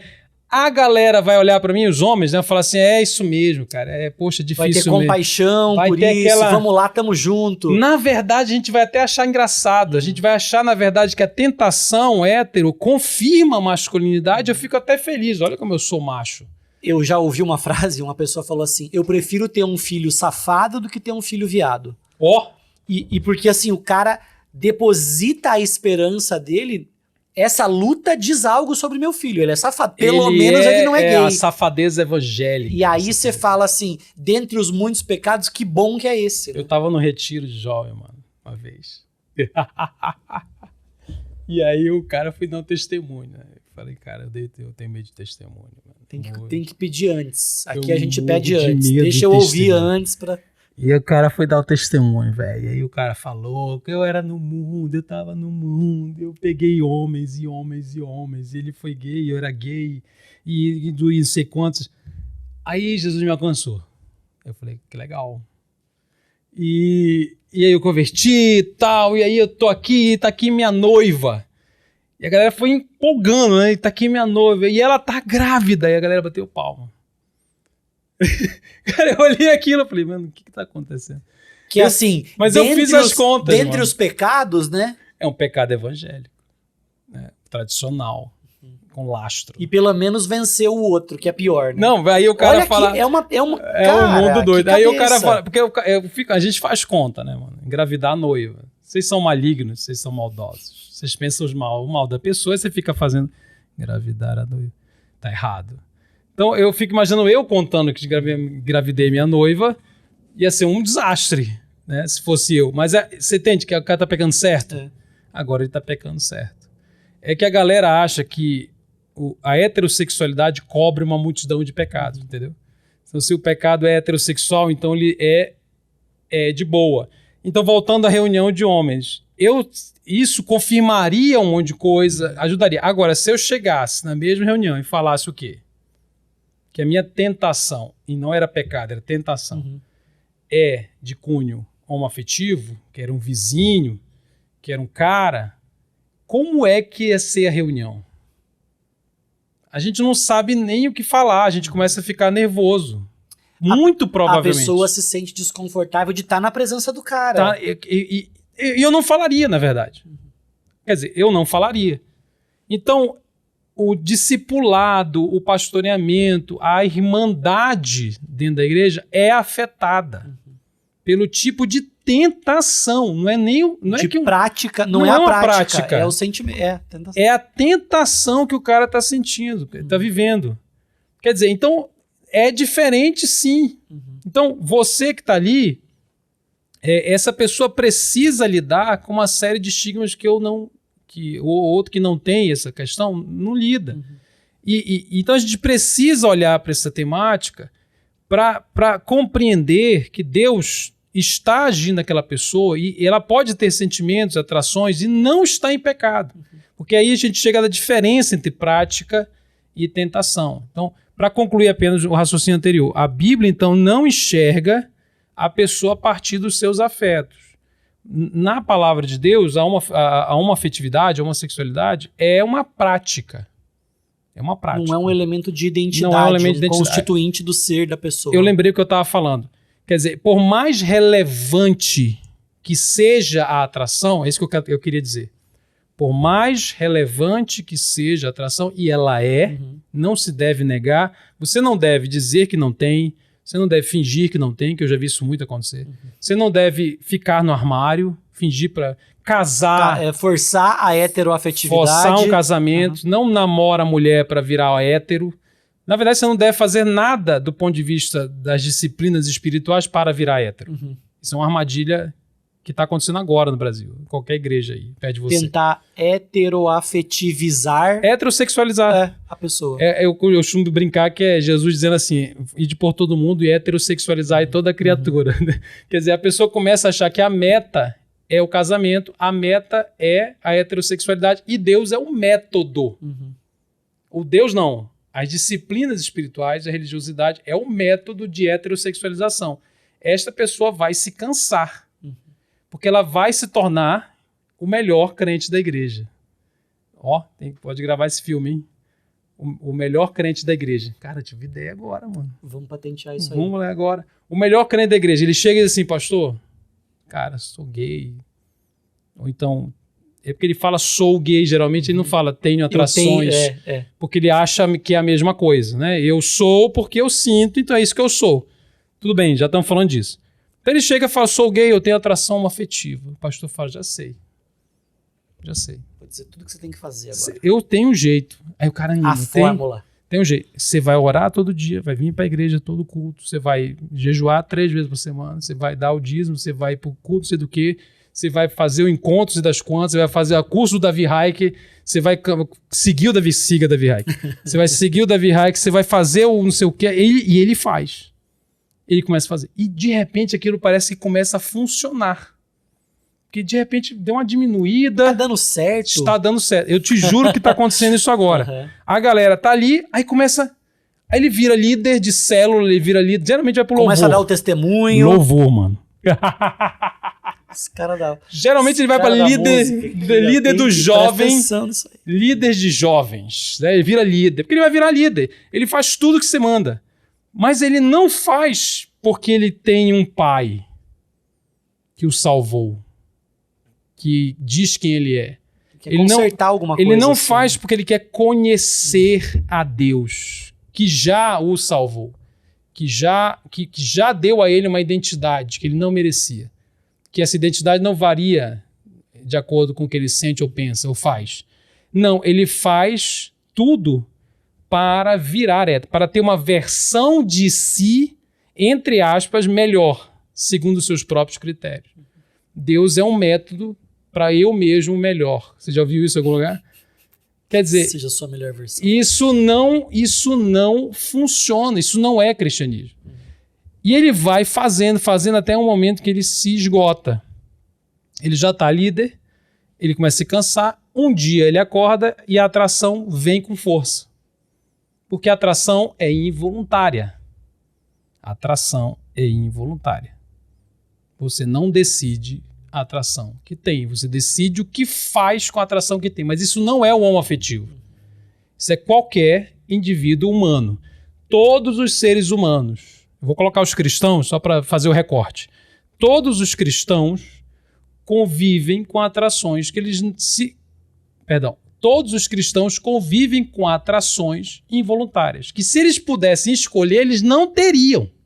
E que, nesse sentido, precisam ser contidas. Não, o que ele vai fazer com a atração que lhe é apresentada? Isso solteiro, hétero, casado... Qualquer casamento acabará se você der vazão a todas as suas atrações. Você não precisa dar uma afetividade para acabar com o seu casamento. Eu não preciso. Eu acabo hoje. Eu tenho atração suficiente, não tenho atração afetiva. Você tem atração suficiente para acabar com o seu casamento, com a sua moralidade, com a sua escolha de santidade. Porque todo cristão convive com a atração que lhe é inconveniente ao processo de santificação. E o processo está aí para lidar justamente com isso. Para ele aprender a lidar com isso. Então este cara, como atração involuntária, um dia ela vai vir com força, ele vai ficar decepcionado, vai vir uma voz assim, dizendo assim, não está funcionando. Você é uma farsa, tá vendo? Você fez tudo o que mandaram e você continua sendo. Não é você continua sentindo. Você continua sendo. Você ainda é. Você não foi liberto. Porque o conceito de libertação está associado à ausência da atração. O que é uma hipocrisia. Porque a gente não faz isso com o heterossexual. Exatamente. Porque se você fosse colocar para os héteros que ele só é liberto quando ele não convive com a atração que pode levá-lo a pecar, quem de nós estaríamos libertos? Isso é uma bobagem, porque eu não sou liberto da atração por essa xícara quando ela não tem um apelo sobre mim. Eu sou liberto quando, diante do apelo, eu decido o que faço e o que não faço. Quer dizer, eu decido como eu vou viver. Como diria Schaeffer. Como viveremos diante desses afetos? O que eu vou viver? É doido isso porque assim, você fala, Deus não criou o pecado, mas ele deixou a árvore no jardim. Então, a condição para que aquilo acontecesse estava ali. Estava dada. A gente carrega uma realidade semelhante hoje. Os potenciais, as realidades em que o pecado vão aparecer, elas circundam. E aqui existe a nossa responsabilidade de reagir de maneira santa a um contexto que está ali. Mas não parece, Davi, que a gente também cria uma personalidade para o pecado, como se ele fosse um ente, um ser que vem e eu não tenho alternativa senão ele me dominou. Só que o movimento é contrário. Eu sou o ser humano. Sim. Eu domino o pecado com o poder do Espírito no processo de santificação, com o Espírito Santo, com o poder que está aí acessibilizado para a gente. Mas a gente inverte esses lugares. Esse negócio aí dá para falar mais quando o assunto é sexualidade. Tem alguns componentes aí que eu queria explorar. Mas antes eu quero só terminar a história do cara lá, porque ele ficou lá. Né? Então ele tá lá e tá falando assim, eu sou uma farsa, não tá funcionando. Esse cara, muitas vezes cansado, ele chuta o pau da barraca. Sai da igreja, assume um monte de coisa, assume parceiros, até vira militante, e aí sai no jornal, assim, né? Ex-líder de jovens, membro da equipe do louvor. Agora está com parceiro não sei aonde. E ele diz assim, eu tentei. Sincero, né? Sincero, honesto. Sim, fiz tudo o que me mandaram. E aquilo ali não funciona, é tudo mentira. Eu fico até... Eu tenho compaixão mesmo quando eu vejo. Eu vejo, assim, milhares. Porque eles nunca enfrentaram, nunca viveram a espiritualidade cristã com a meta em conhecer a Deus. Imagina que você está lendo a Bíblia, estou lendo a Bíblia que falaram que se eu ler muito eu viro hétero. Eu tenho a atração que eu quero ter. Se eu ler a Bíblia, se eu orar, eu caso. Por que você está aqui nesse encontro? 3 dias no fim de semana. Eu estou aqui porque me falaram que se eu viesse para cá, eu ia ser liberto. Ou seja, eu vou virar, eu vou ter a atração que eu quero ter, eu vou casar e ter 9 filhos. Tem tão pouco a ver com a relação com Deus. Não tem correlação. Ele nunca está focado em Deus, está focado nele mesmo. É uma forma de idolatria isso. É uma forma de auto-idolatria e subverte o evangelho. Então o objetivo da igreja não é a transformação de homoafetivos em heterossexuais. O objetivo da igreja é ajudar pessoas nas mais diversas pessoas com as mais diversas sexualidades a conhecerem o Pai por meio de Cristo. Você tem que focar no Pai e não na heterossexualidade, porque senão você distorce. Então, a maneira como a gente enxerga o que é esse afeto influencia em tudo. O afeto, além de estar definido a identidade, está definindo a espiritualidade. Porque ele só é quando o afeto mudar. Então, a gente não falou que o contemporâneo da importância demais para o afeto? Porque quando a gente fala que a identidade está fundamentada no afeto, você está colocando muita importância no afeto. O contemporâneo religioso também. O contemporâneo religioso faz exatamente a mesma coisa. Porque ele não tem o diagnóstico da cultura. Esse é o problema. Quer dizer, o nosso analfabetismo cultural de não perceber a jogada que subjaz de associação dos afetos com identidade nos torna religiosos que ficam reforçando a mesma lógica, só que de sinal contrário. Enquanto não mudar o afeto, não muda a identidade espiritual. A gente está falando da mesma coisa. A mesma coisa. Numa faceta religiosa e numa secular. faceta... Mas a mesma coisa. É muito doido isso. Isso é muito doido. Isso está acontecendo agora, nesse exato minuto que a gente está falando aqui. Entende? Não, e eu fico pensando nas situações com que eu convivi e convivo no contexto da igreja. O grande apelo da pessoa que se vê lutando nisso é o de abandonar a prática ou de não ceder ao afeto e não de dizer eu quero ser parecido com Jesus. Sim. A grande crise não está na falta de semelhança com Jesus, que se expressa em uma série de outras áreas da vida. Sim. Mas nesse ponto... E aí eu fico pensando assim, se uma pessoa dessa alcançar esse objetivo, eu me libertei, como foi a proposta, da atração homoafetiva. Existe. Acabou o problema espiritual dela? Embora isso exista. Mas assim, não aí acabou. a vida cristã alcançou, eu sou como Jesus agora, me leva. Porque, não, a santificação continua em processo. Essa coisa de mudar de atração não deve ser o foco do discipulado. Eu bato isso claro para não me confundir. Porque a gente já fez besteira demais com a ênfase na terapia reparativa. Uma longa história. Mas muita gente, nos últimos 40 anos dentro da igreja, apostou na reparação. Essa coisa da atração mudar. Porque a ênfase era muito psicológica. Então, a libertação é não ter mais atração, porque, veja, existem terapias para isso. E aí a gente se perdeu.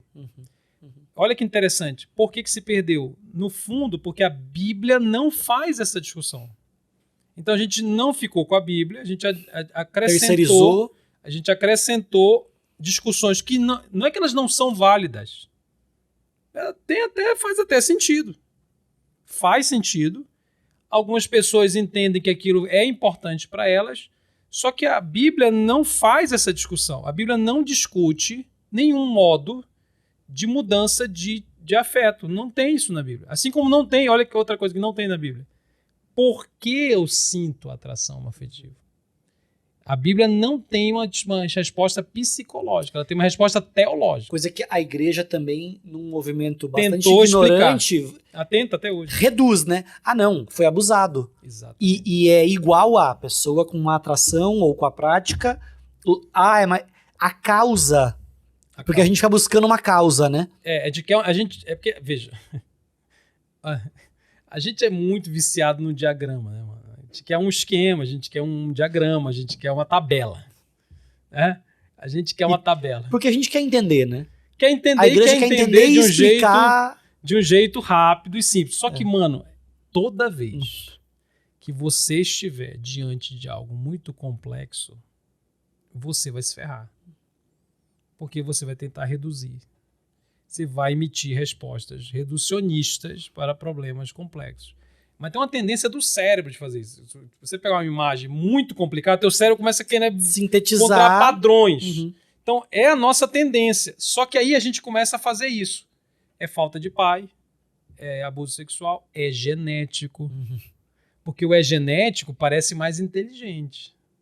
Mas é genético. Não, e aí não é religioso. E extrapola. É a mesma coisa. A mesma coisa. Olha que loucura. Eu coloco no mesmo lugar. Eu coloco respostas reducionistas. Ponto 1 é demônio. Ponto 2 é genético. Ponto 3 é família disfuncional, é gay. Falta da presença do pai.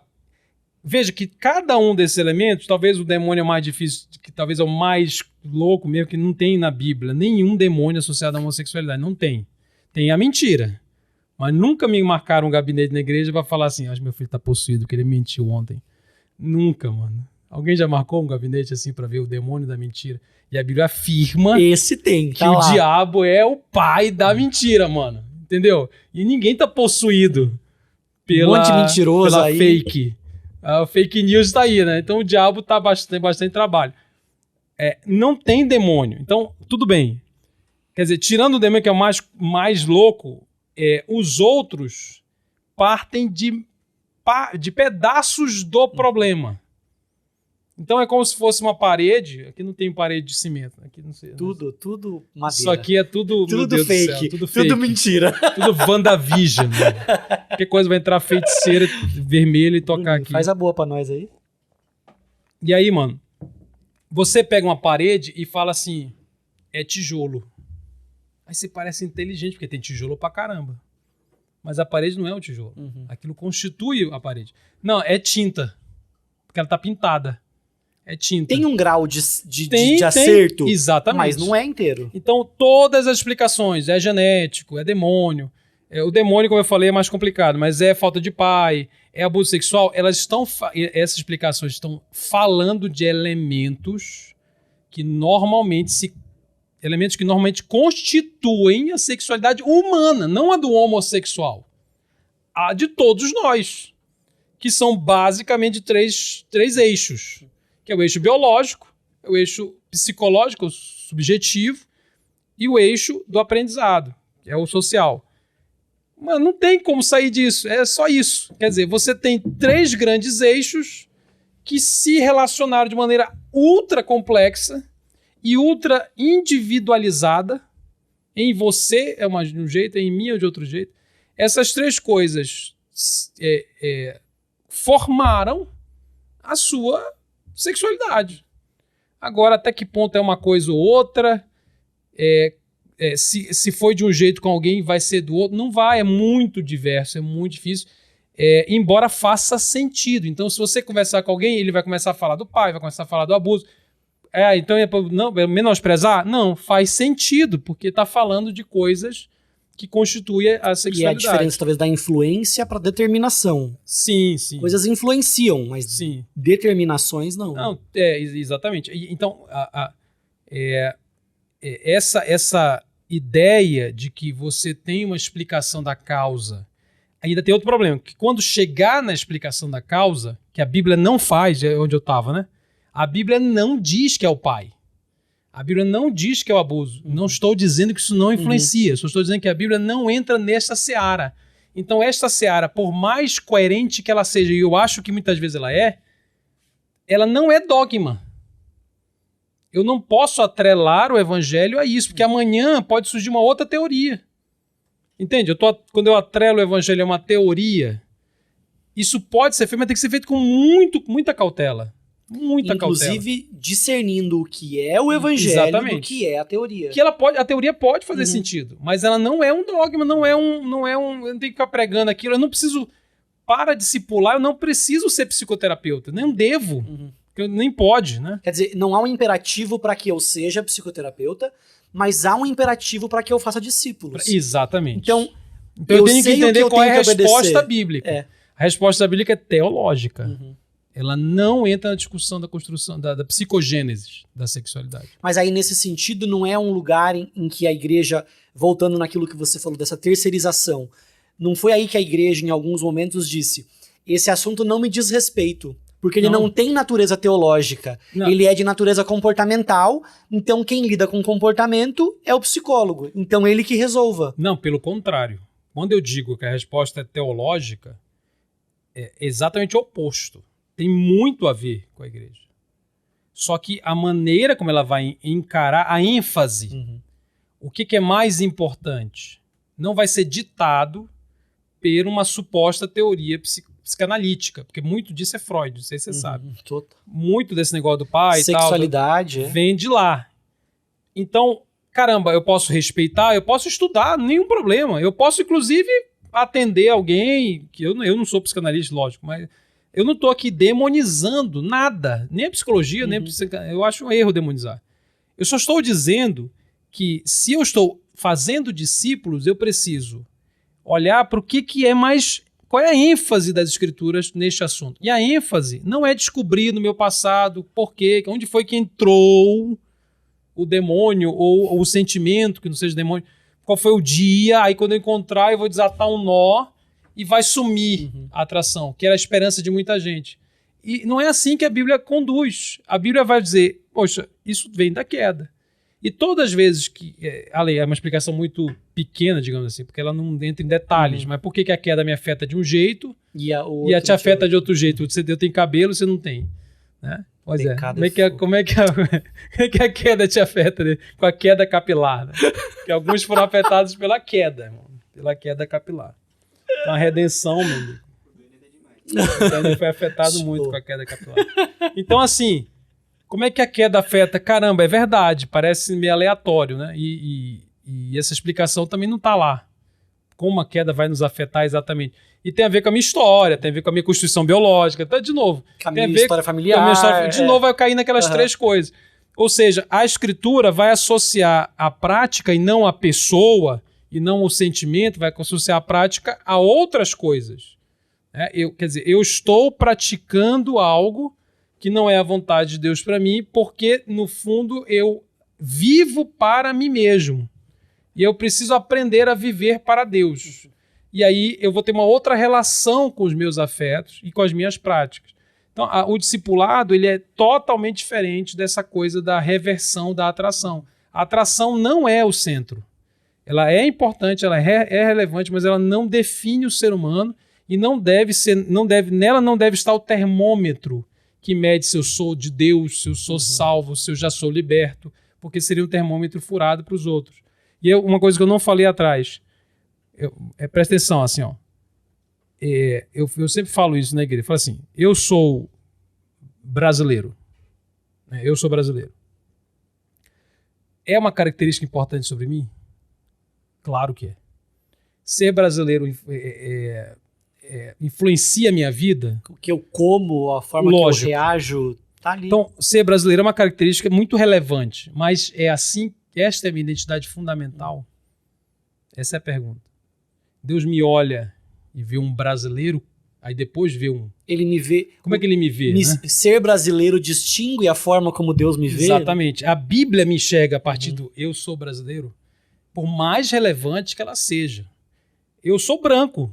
Aí a gente chega numa seara ainda mais complicada. Claro que é relevante. É relevantíssimo. Relevantíssimo. Ninguém pode diminuir o fato de eu ser branco e influenciar a minha vida. Eu tô de boa com isso. Isso molda uma série de experiências. Uma série de coisas. É relevantíssimo. A outra pergunta, eu sou casado? Também. Eu sou pai? Muita coisa na minha vida hoje explica porque eu tenho 2 filhos. Eu sou pastor? Ou eu sou empresário? Ou eu sou engenheiro? A minha profissão, a galera passa mais tempo no escritório, trabalhando, em qualquer outro lugar trabalhando, do que com a família. Mas estas são, embora sejam coisas altamente relevantes, elas sim constituem a minha identidade, mas elas são a minha identidade, eu posso fundamentar a minha identidade nelas. Eu sou pastor, é isso que eu sou. Inclusive porque algumas dessas coisas você pode deixar de ser. Você não pode deixar de ser brasileiro, mas pode deixar de ser casado, pode deixar de ser pai. Sim, claro. Tem uma série de elementos que a durabilidade, a perenidade deles... Sim, algumas dessas coisas são mais importantes do que outras. A raça é mais importante. A raça é diferente, porque a raça realmente constitui muito da nossa identidade cultural. Então eu concordo que a raça está muito num lugar muito destaque. Mas ao olhar para o ser humano, eu vou tratá-lo a partir das suas etnias. Será que a Bíblia me ensina a fazer isto? A dividir as pessoas a partir de... Qual é a categoria que eu vou usar, então? Qual é a categoria que eu devo usar? Para separar e para fundamentar a minha identidade. Então, a atração sexual é uma característica relevante sobre quem você é. Então, não a negue. Não finja que ela não exista. Não fique no armário. Mas você entenda, é apenas uma característica, do ponto de vista bíblico, é apenas uma característica relevante sobre quem você é. Não é a maneira como você é tratado por Deus. Não é o centro gravitacional da sua identidade, a sua identidade última. Alguns autores chegam a dizer assim, do mesmo jeito que eu gosto de outras coisas, elas não me definem. O fato de o Sam Allberry tem um livro chamado Deus é contra os homossexuais, uma pergunta. O Sam Allberry chega a dizer que ele pessoalmente experimenta atrações pelo mesmo sexo. Ele diz assim, quando me perguntam, eu digo que tenho atrações pelo mesmo sexo. Eu não digo que eu sou gay. Uhum. Porque se eu disser eu sou gay, as pessoas vão concluir coisas que eu não quero que elas concluam. Porque elas vão concluir que as minhas atrações têm um grau de importância tão grande que constitui a base primeira da minha identidade. E isso não é verdade sobre mim. Então a gente está numa armadilha semântica. Porque ao usar essas expressões, eu sou LGBT cristão, eu sou gay cristão, aquela pergunta. Ao usar essas declarações identitárias, a gente pode estar informando que os afetos têm uma importância que, na verdade, não deveriam ter se eu fosse mais bíblico, do meu ponto de vista, pelo menos. Então, o Sanalber explica isso muito bem. Ele está dizendo assim, é como se, para ele, então, estou aqui fazendo aspas, né? Estou citando um cara. Para ele, quer dizer, ele é como se ele tivesse atração pelo mesmo sexo, mas não é gay. Porque gay é uma construção identitária. Inclusive, gay foi uma palavra cunhada política para dizer que eu estou satisfeito, estou feliz. Gay é feliz, alegre, né? Com esse estado. Eu tenho orgulho, né? Foi positivada nesse sentido. Então, veja onde nós estamos. É muito complicado, eu sei que é. Nesse sentido, Davi, para mim tá claro dizer, uma pessoa não pode dizer, ou a formulação da pergunta, né? É possível um cristão ser gay? A formulação tá equivocada. O aspecto identitário que me define é o que Deus diz a meu respeito. Agora, o que seria então a postura de uma pessoa que experimenta a atração homossexual e vive o contexto da igreja? Porque hoje o que acontece? A pessoa sublima, ela não toca nesse assunto, é algo que é guardado, ou ela tenta mudar isso para uma atração hétero. O que é...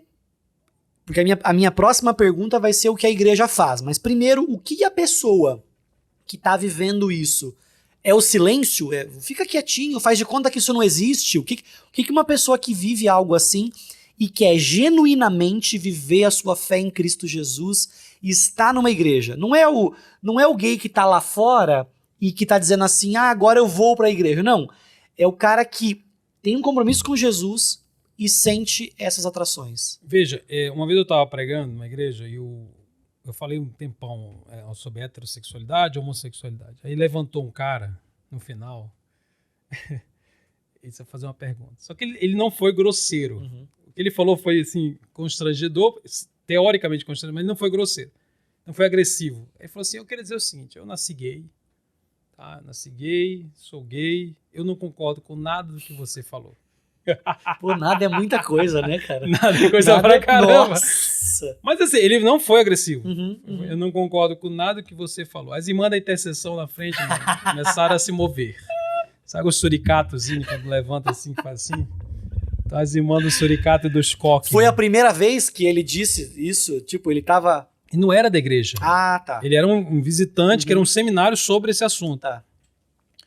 Eu sei que você está falando de um cristão que já é da igreja, mas eu vou chegar lá. E aí as irmãs da intercessão, né, já falando assim, o que ele vai responder? Eu estava aqui no púlpito, né, com o microfone. E aí ele falou, eu quero fazer uma pergunta. A minha pergunta é por que os evangélicos não saem do armário? Porque eu tenho um amigo no trabalho que é casado, é crente, mas ele dá em cima de mim. Cara, eu sou gay, eu sou assumido, tenho um parceiro. Ele é casado. Eu tô bem resolvido com essa... Né? Mas o cara é casado, é crente e fica dando em cima de mim no trabalho e ninguém sabe disso. Por que os evangélicos não saem do armário? Eu olhei para ele e falei assim, você tem razão. Deus quer que você saia do armário. As irmãs da intercessão começam a sarar por mim. Misericórdia. O demônio entrou em mim. Tá amarrado.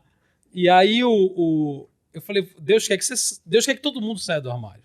Porque esse armário, basicamente, é você enganar. É você fingir, enganar, mentir, casar e ficar com vida dupla. Isso é a vontade de Deus para alguém? Deus quer que alguém viva isso? Uma vida dupla? Não. Então, assim, todos nós temos armários. Independente da nossa sexualidade, cada um de nós já se enfiou no armário, que é vida dupla, mentira, engano, não falo, silêncio, tal, vício em pornô, vício não é só pornô, vários outros comportamentos que a gente tem vergonha, que a gente cria perfil falso para praticar, aplicativo, sexo anônimo, e tem tudo, tem vários tipos de amacado para cada tipo de crente que está num pecado de imoralidade sexual, ele está vivendo no armário. Não, Deus não quer nenhum armário, Deus quer luz. É preciso sair do armário e vir para a luz. Agora, depois que você sai desse lugar, o que você vai fazer? Eu saí, falei a verdade, chamei a minha esposa. Eu tenho um amigo que, assim, ele viveu no armário durante 15, 16 anos. Casou 3 filhos, tinha sexo com os caras assim, no banheiro. Até que foi descoberto. Ele contou para a esposa. No dia que ele contou para a esposa, a mulher não foi embora. E eu encontrei com ele um pouco depois, e eu imaginei que ele ia estar arrasado, destruído, petrificado. Eu imagino assim que... eu vou chegar lá e vai estar assim, o caos, cacos, e né? Vai estar o Jócons lambendo as pereba. Eu conversei com ele, ele falou para mim, Davi, eu estou vivendo o melhor momento do meu casamento. Eu falei, você tá doido? Como assim? Que mulher é essa, né? Caramba! É a Mulher Maravilha, né? É a Marvel. E aí, mas assim, ele falou, eu tô vendo o melhor momento do casamento. Eu falei, mas como? Não porque tava tudo bem. Não, lógico, não tava tudo bem. Uhum. Havia uma crise. Mas agora eu consigo dormir. Tem a verdade, né? Porque agora eu falei a verdade. Eu falei. Agora eu não tenho mais medo. Eu andava 24 horas com medo. Vamos descobrir. Ficava olhando para trás. E se eu estiver pregando e um cara aparecer? E levantar a voz e que você mostrar lá alguma coisa, uma foto, eu consigo dormir. Então, assim, depois que você sai, você tem que fazer uma pergunta. E agora eu vou viver como? Tá aqui, assumir, tá público, esse aqui é isso que eu sou, é isso que eu sinto, melhor dizendo. Quem eu serei? É isso que eu sinto, quem eu serei? Qual é o caminho? E eu olhei pro cara e falei assim, você escolheu um caminho que você tem o direito de escolher. Então, no Brasil, na Constituição brasileira, pela Constituição brasileira, todo mundo pode praticar o que quiser, contando que não cometa nenhum crime. Pode se identificar como homem, como mulher, como outro gênero, não binário, pode transexual, homossexual, seja lá o que você quiser. Então, você escolheu uma maneira. O seu caminho é aquilo que a gente já discutiu, né? Os meus afetos me definem, a autenticidade é vivê-los, eu sigo a mim mesmo, eu me constituo a partir disto. Esse é o meu projeto de realização. Então, quando eu encontrar um cara da minha vida, eu vou ser feliz. Se eu não encontrar esse cara, eu nunca vou ser feliz. É outro assunto que a gente não discutiu, que é o projeto de realização, que não inclui as escrituras, inclui a própria escritura, a minha própria escritura. Então, esse é um caminho. E existem outros caminhos. Então, os cristãos, muitos cristãos, eles entendem isso, saem, vêm para a luz, falam sobre isso, e aí você perguntou o que deve fazer. Você deve fazer isso. Você deve ser autêntico, deve ser sincero. É claro que precisa buscar, né, com quem falar. É muito difícil essa minha fala, porque, cara, às vezes realmente tem lugares que não tem, mano. Tem que estar na equação a sabedoria ou a falta dela no ambiente em que você vai expor uma realidade dessa, né? Exatamente. É muito complicado encontrar essa pessoa mais madura para caminhar com você. A pessoa, geralmente, ela começa a estudar o assunto, isso é muito comum,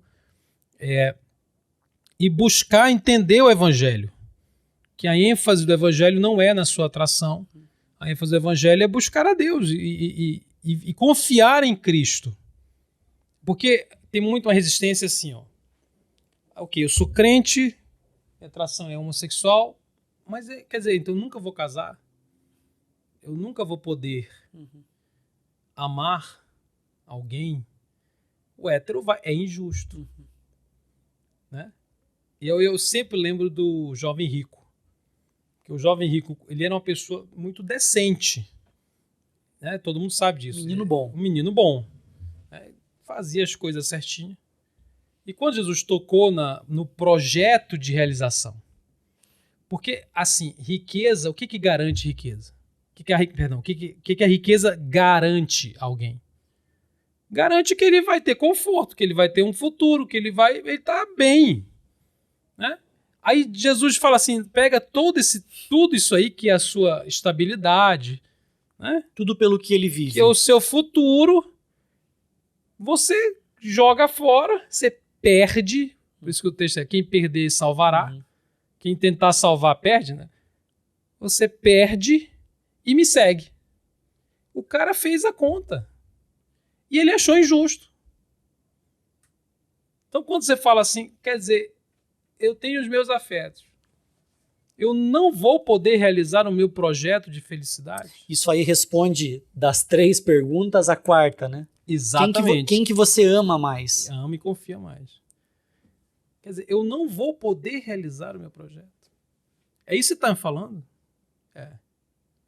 Caramba, velho, eu acho que não... E isso é verdade, né? Por exemplo, quando a gente... Vou usar a mulher aqui como referência, porque tem muito mais mulher do que homem. Quando você precisa negociar com uma mulher solteira que não vai casar e vai dizer, então você quer dizer que eu nunca vou me casar? Que eu preciso lidar com a possibilidade da solteirice? Exatamente. É injusto. A gente está o tempo inteiro lidando com objetivos pessoais que não são errados. Jesus está atrapalhando a nossa felicidade. E porque casamento não é errado, não é errado, mas não amar a Jesus acima de todas as coisas é. Então, aí que tá. Porque eu olho para o meu projeto de realização e chamo de felicidade. Uhum. Jesus olha para a mesma bagaça e chama de morte. Como é possível um negócio desse? Abre mão, larga. Abre mão porque isso não tem futuro. Mas me explica, como é possível um negócio desse? E por que eu tenho que abrir e o outro não? Né? Não, sim, mas não, vamos lá. Eu tô falando da pessoa que tem que abrir. Sim, sim. Entendeu? Quer dizer, é claro que todo mundo, na verdade, abriu. Deve abrir, vai abrir. Mas por que o cara que fala, não vou casar com outro homem, no máximo, quer dizer, ou eu vou ser celibatário, porque ele não vislumbra casamento com uma mulher, que ele não tem atração e não deve forçar mesmo. Quer dizer, não quer dizer que ele não vai casar com a mulher, porque muita gente depois casou, mas ele não sabe, não está garantido, eu não tenho como te garantir. Eu vou casar? Não sei, essa é a resposta certa. Eu não sei, eu não posso garantir, isso não é o objetivo, não é de casar. Uhum. Então, o jovem rico está olhando, é como se ele falasse assim, poxa, mas para um pobre, abre mão de tudo que você tem e segue-me. O cara tem 2,50, mano. Ele abre mão na hora, mas eu tenho muito a perder. Você entende o lugar? Uhum. É o lugar que o cara tá dizendo. Ele tá te dizendo, mas eu vou perder muito. Jesus é tudo isso mesmo? E se ele não me realizar? Porque, de novo, eu sou o ídolo, né? E se ele não me realizar, cara? Se eu não for feliz, será se ele é a pedra pela qual eu devo vender todas as outras? Poxa, mas eu sou um colecionador de pedra. Eu vou deixar de ser um colecionador. Eu vou ter só uma.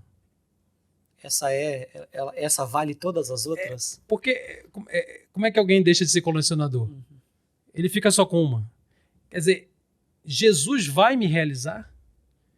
Você pode garantir? E aí que tá, o evangelho diz sim. Ele vai te realizar. Ele não vai dar tudo o que você quer. Mas o evangelho é a satisfação em Cristo. O Piper fala muito disso. Uhum.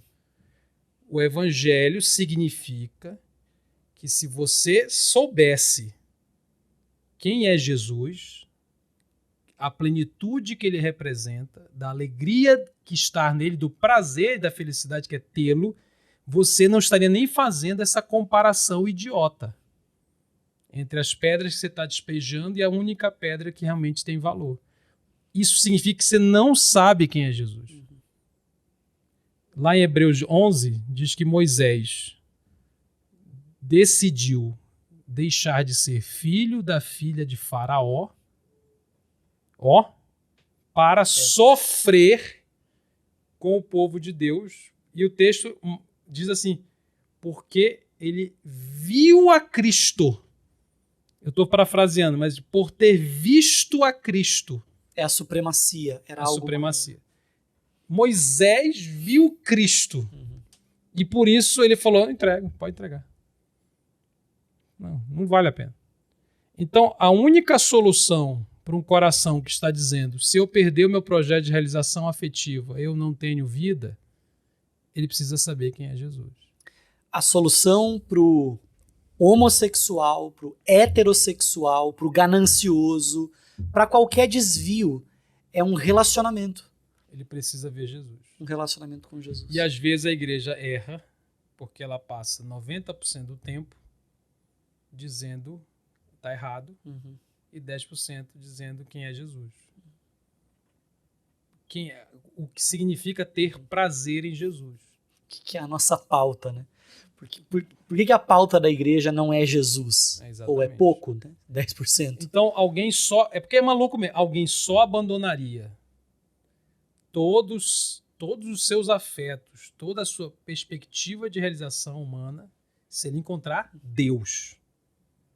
Se ele encontrar Deus, se ele ver Deus na sua plenitude, um vislumbre da glória de Cristo me faz abandonar tudo. Agora, se eu não entendo isso, realmente não faz sentido. Não faz sentido. E aí tem muita gente que vai fazer esse cálculo e não vai seguir a Cristo. E com o jovem rico não seguiu a Cristo. Entende? Ele não vai, porque ele amou mais o seu próprio projeto. E aí a gente chega na questão, talvez ainda tem uma pior, que é essa questão do amor. Essa coisa do se eu amo, por que Deus é contra?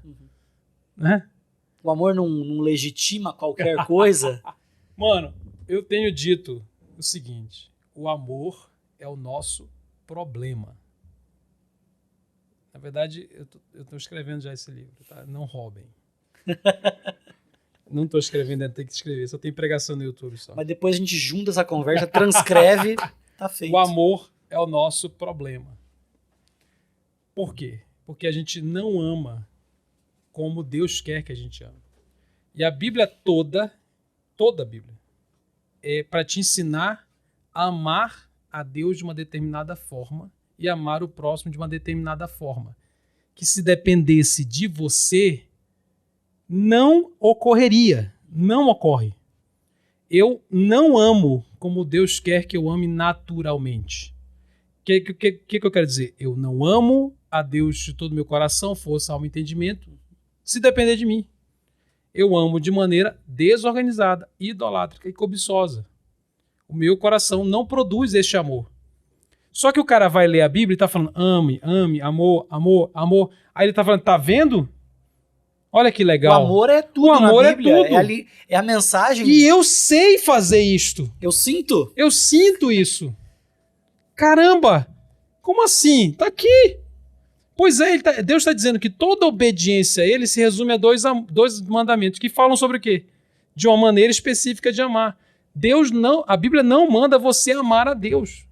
A Bíblia manda você amar a Deus de uma determinada forma que você não quer amar.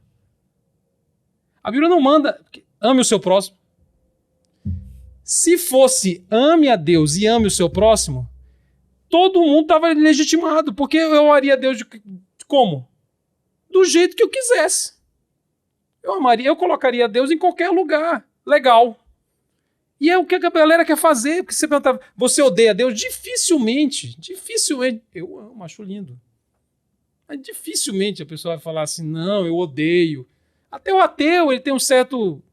Não acredito, mas... É uma mensagem bonita. Bonita, social. Entende? E outra coisa, Jesus, ninguém fala mal de Jesus. Pode parar, pensar. Ninguém fala mal de Jesus. Eu estou exagerando. Raríssimas exceções. E fala aquela coisa de Jesus é tão legal que o fã-clube que é o problema. Essa coisa do fã-clube que é o problema. Jesus é muito bacana. Porque quase ninguém compra briga com Jesus porque ele quer Jesus no time dele. Se Jesus estivesse hoje, ele faria... O que ele faria? E sai sempre um Jesus de acordo com a minha perspectiva. É por isso que eu odeio essa pergunta. O que Jesus faria? Sentido. Gente, para com isso, tá? O que Jesus faria? Você ainda tem a pulseira, né? O que Jesus faria? Jesus, se perguntar o que Jesus faria, quem escreve disso é o Jonas Madureira, inclusive, no livro dele. Quem consegue responder essa pergunta? O Jonas fala no livro lá, o Curso do Discipulado. Ele fala que é especulação. Jesus faria especulação e sempre vai surgir um Jesus parecido com você, meu Deus do céu.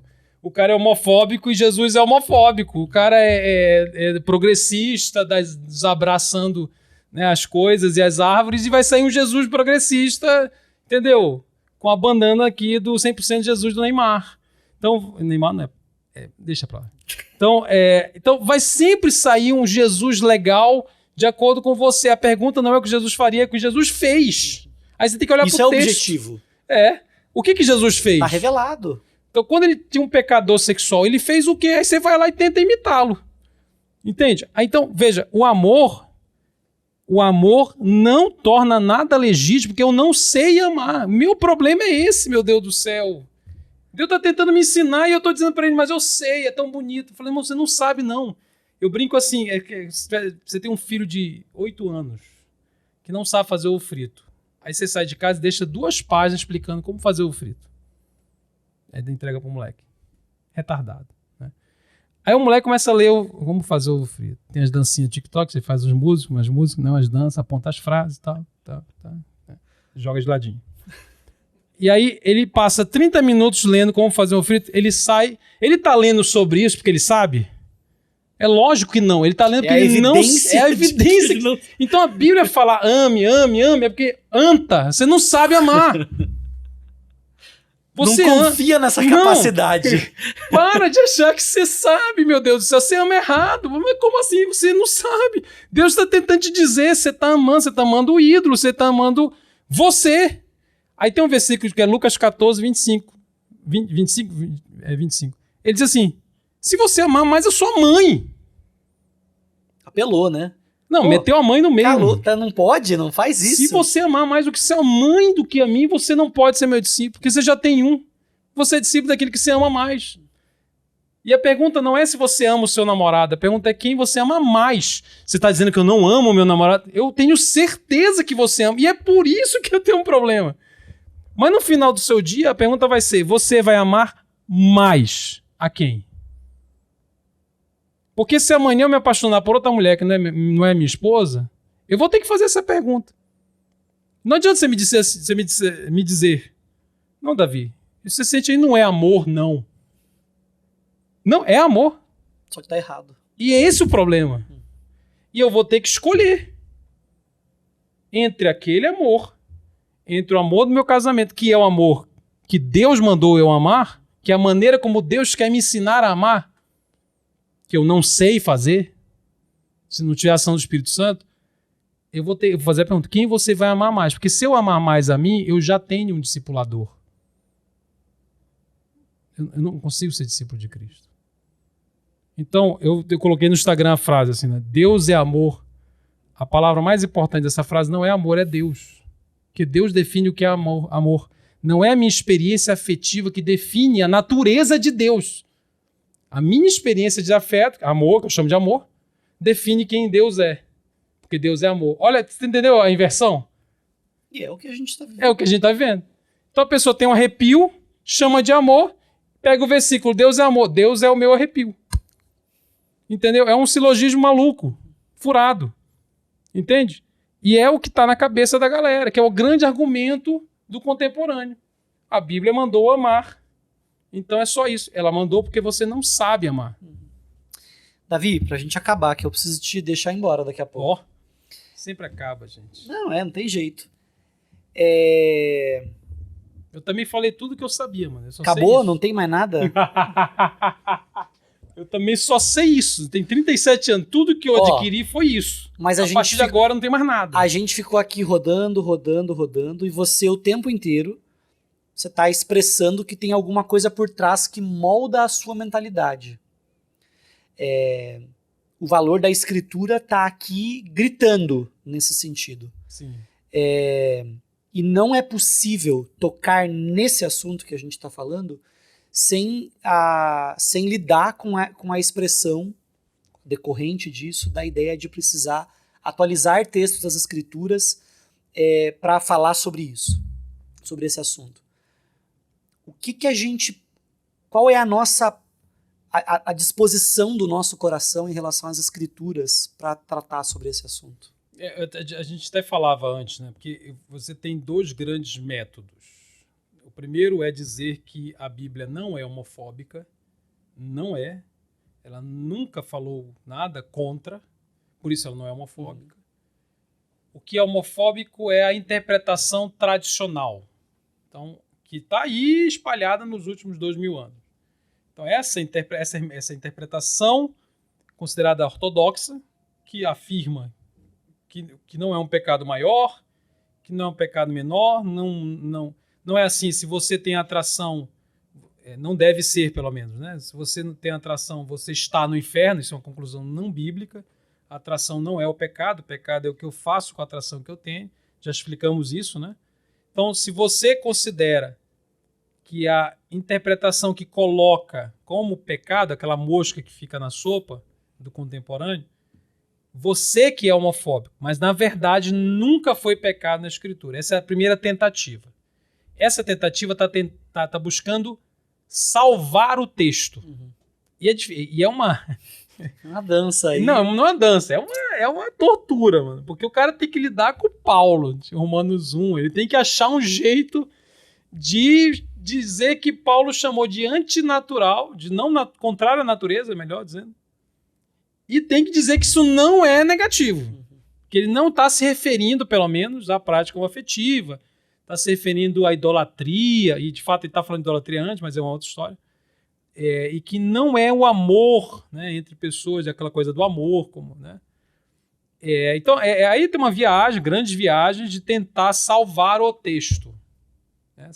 Jogar um bote hermenêutico, salvar o texto e falar assim, não, veja bem, Levítico não fala contra a homossexualidade.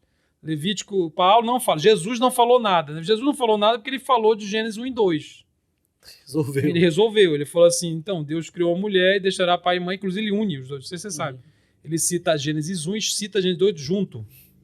Ele dá autoridade a Gênesis 1 e 2, numa tacada só. E fechou ali. Ele fala, o que partir disso é o que sai do coração humano, Mateus 15, né? Que sai do coração humano é imoralidade. Imoralidade é basicamente o que não é a união entre uma mulher, inclusive homossexualidade. Então ele vai tentar salvar todos os textos. Aquilo que eu já expliquei não está vinculado a um pequeno texto. Está vinculado à global da união sexual entre complementares. A outra abordagem é dizer, não, o texto está falando que está errado, mano. Então, essa é a segunda abordagem. Está errado, então a gente vai ter de atualizar. Essa abordagem, ela é, por um lado, um pouquinho mais honesta, porque ela não tenta dizer que o texto não está dizendo. Não faz a manobra, né? Não faz a manobra. Ela tem que assumir.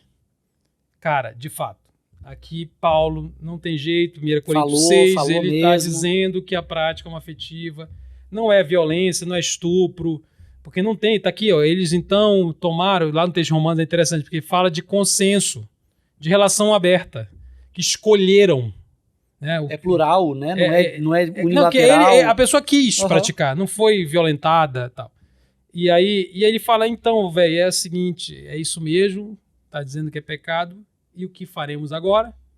Então nós vamos ter que criar uma hermenêutica legitimadora, mas no sentido de não é o sentido mais de dizer que aquilo não é pecado, mas dizer que será se serve para hoje, vamos atualizar, porque são dois ou três versículozinhos na periferia de alguma epístola mal, sabe? Paulo era meio maluco mesmo. E é engraçado porque o mito do Jesus sexualmente tolerante, MJST, é quase uma doença venérea, né? O mito do Jesus sexualmente tolerante. Vai virar, hein? Vai pegar. O mito do Jesus é muito ruim, porque o Jesus ele era mais radical que Paulo em algumas situações. Por exemplo, o divórcio, Paulo era amigão da galera, porque ele ainda dizia né, se o cara te abandonar, ele falou assim, não, se abandonar, vai de boa, separa. Jesus não falou disso.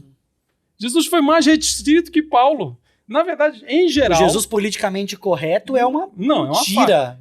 todas as vezes que Jesus se posicionou de casamento, divórcio, Irredutível e... aquela coisa da cobiça, né? Se você olhar...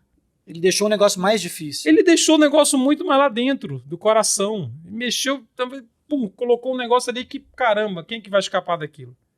Entende? Então, é um mito. E aí Paulo, às vezes, até é menos. Então, qual é a ideia? Então é uns 2 ou 3, 4, 6 versículozinhos que são dispensáveis. Porque, velho, é o seguinte, a galera tá tentando atrair um público que está faminto por isto. Então, a atualização da escritura, me desculpe, eu respeito demais muita gente que fala até isso, mas, na minha opinião, data vênia, é uma covardia. Você não tem coragem de expor. Você quer, não é contextualizar, porque é diferente. Contextualização é uma prática necessária. Quer dizer, não é como eu vou tratar. Porque se você chegar comigo e falar assim, vamos contextualizar, legal. Vamos tratar melhor? Pô, tamo junto. Porque tem muita gente que sai da igreja não é porque não concorda com a doutrina sobre a homossexualidade. É porque é tratada mal. E eu acho que é um grande câncer na igreja. Você expulsar pessoas porque as trata mal. E elas concordam com o que você diz sobre a homossexualidade, mas não conseguem ficar na sua igreja. É um grande problema, que a gente é agressivo, faz asepsia. Acepção. É que eu tenho um poema que eu brinco entre asepsia e acepção. Acho que eu não publiquei no Prisma ainda. Vai sair em breve. O cara vai justificar o erro, né? É que eu brinco falando assim, que Jesus não faz acepção, ele faz asepsia. Que faz mais isso, né? E isso faz sentido. Eu errei no poema, que bosta. Então, como repentista, eu tô mal. Então, um rapper... Então, Jesus não faz acepção, ele faz asepsia, quer dizer, ele nos lava, nos limpa, a todos nós, sem acepção.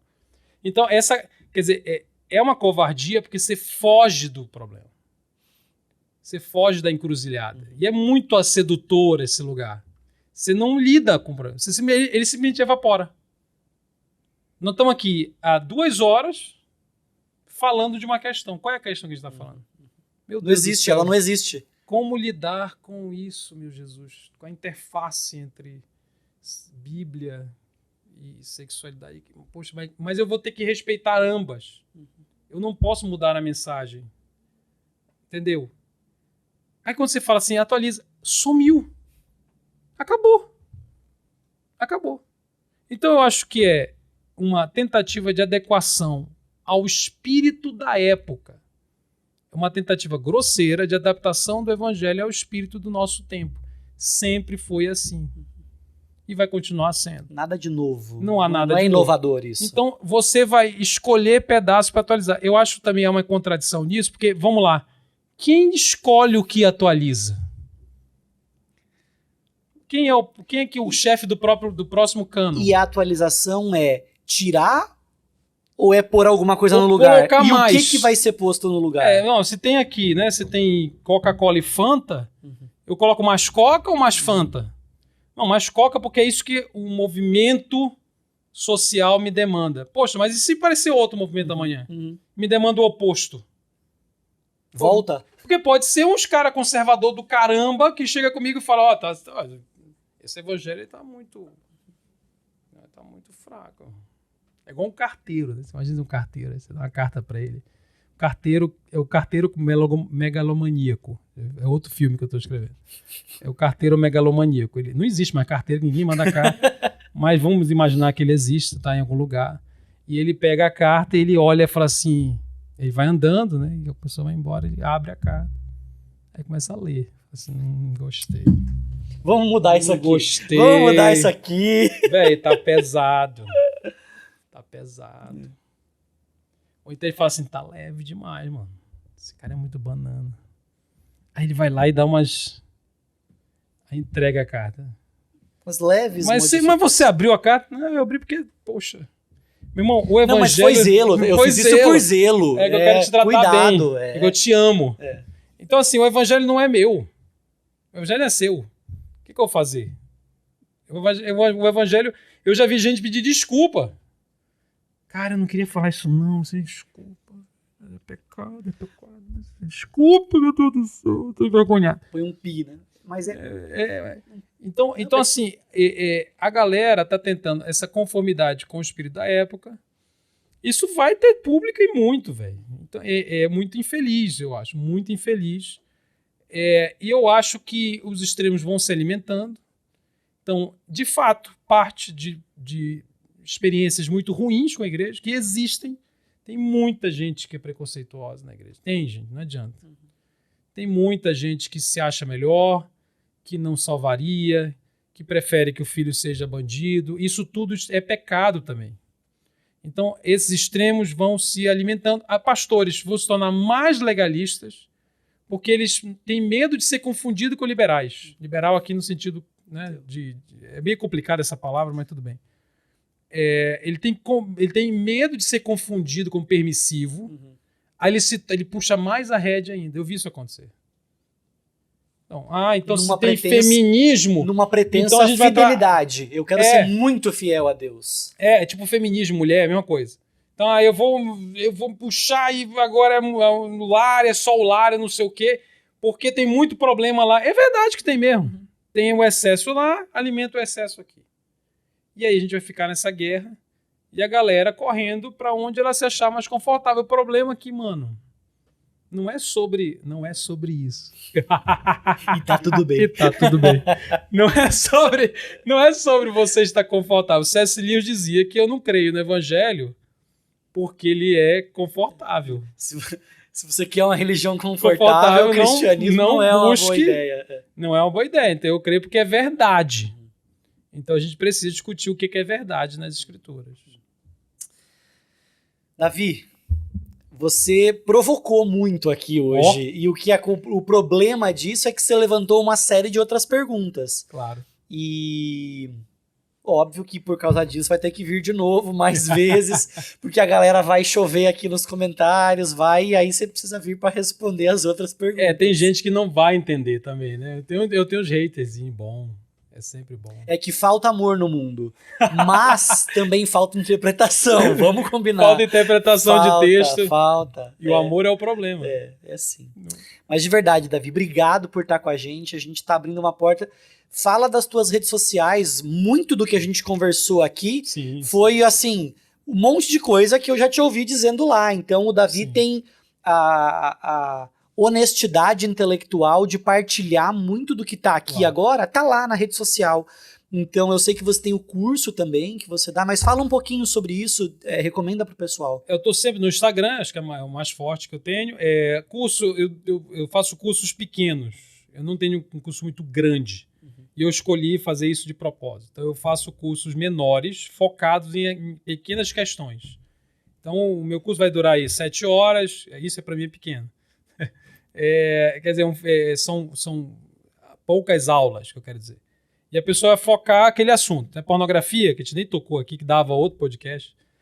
Pornografia, então tem um curso de pornografia, tem curso sobre a questão da atração, discutir a atração, homoafetiva, heteroafetiva, tem com relação a como discipular, como aconselhar. O conteúdo, ele tá lá mesmo, é de graça, tem muita coisa de graça e tem algumas coisas que são pagas, principalmente que eu faço a maioria, não tudo, mas a maioria tenho feito ao vivo. Então acaba tendo uma relação próxima com o escrito. Isso é um diferencial. Né? A pessoa fala, a pessoa pergunta, as turmas não são tão grandes assim, apesar de ter crescido bastante. Então cria-se uma comunidade. Eu tenho um curso sobre solteiros, esse sim, que é de pornografia, a gente até ouve, tem alguma coisa, né? Tem livro sobre solteiro no Brasil, mas assim, é um outro assunto que é pouquíssimo falado. Inclusive, este é o assunto, olha o que eu vou falar agora, este é o assunto que mais engaja o meu Instagram. Não é homossexualidade, é quando eu toco em solteiro, por incrível que pareça. Porque tem uma galera completamente deslocada na igreja, que é o solteiro com mais de 25, com mais de 30, e que ele fica ali... A igreja é um modelo familiar. Para onde ele vai? Eu chamo de novo demais para o culto de jovens e solteiro demais para o culto de família. Entendeu? Então ele fica ali meio... E esse é um assunto também muito importante. Como pensar essa fase dos relacionamentos. E, basicamente é isso. Eu já fiz eventos sobre também violência sexual, um pouco falando da teologia, né, para aconselhamento dessa galera. A minha esposa, é bom citar, Brena Hicker, ela tem um curso só sobre como e quando falar de sexualidade com criança, que é fantástico. É muito bom mesmo. Ela já deu isso próxima até... a gente tem que trazer o casal, então. Tem que trazer o casal. Ela já deu até em prefeitura, tem livro escrito. Uhum. Ela vai lançar o livro. Ela já tem um livro para os pais e professores e quem lida com criança em geral. E está escrevendo, não, já escreveu, já está produzindo o que é para a criança. Uhum. Sensacional. Né? É uma outra demanda, que a igreja fala assim, isso não é assunto da escola, isso é um assunto da família. Aí eu perguntei, a família sabe falar? A família sabe falar? Mas muito não sabe. E às vezes o abuso, a violência está na própria família. Então não é só sobre violência, mas é sobre educação sexual equilibrada, inclusive à luz das escrituras, que é uma coisa que tem raríssimo. Então são várias áreas. No Instagram ele fica meio rotativo, uma hora eu estou falando de um assunto, depois eu mudo. Então são várias áreas aí que eu e minha esposa estão trabalhando. @David. David. É David, né? Ou Davi, você fica à vontade, mas escreve David. Uhum. David _ Hicker. R-I-K-E-R. É isso aí. Gente, obrigado por estar com a gente. Foi muito bom. Davi, de novo, muito obrigado. Que Deus te abençoe e continue te ajudando a prosseguir pensando. A igreja é abençoada, nossos jovens têm sido abençoados pelo teu conteúdo. E a gente quer agradecer a Deus pela sua vida. Eu posso orar? Vamos orar. Sua esposa, você falou que o nome dela? Brena. Beleza. Vamos orar por isso. Deus querido, a gente quer te agradecer. Esse tempo aqui foi direção do Senhor para nós, para nossa igreja, para tantas outras pessoas que vão ter acesso ao conteúdo.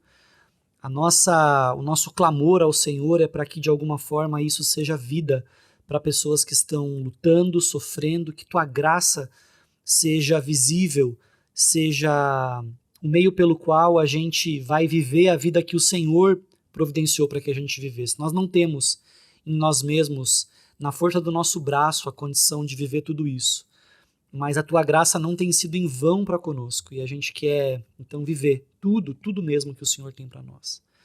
Abençoa o Davi, sua família, Deus, continua a capacitá-lo de forma que aquilo que o Senhor tem tratado com ele, na boa mordomia disso, ele siga oferecendo para a tua igreja recursos para que ela não continue se apoiando de forma equivocada, numa pretensa falta de condição de lidar com esse assunto tão importante, Deus.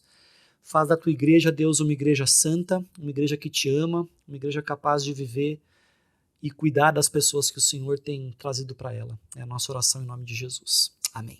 Amém. Valeu, gente. É nóis.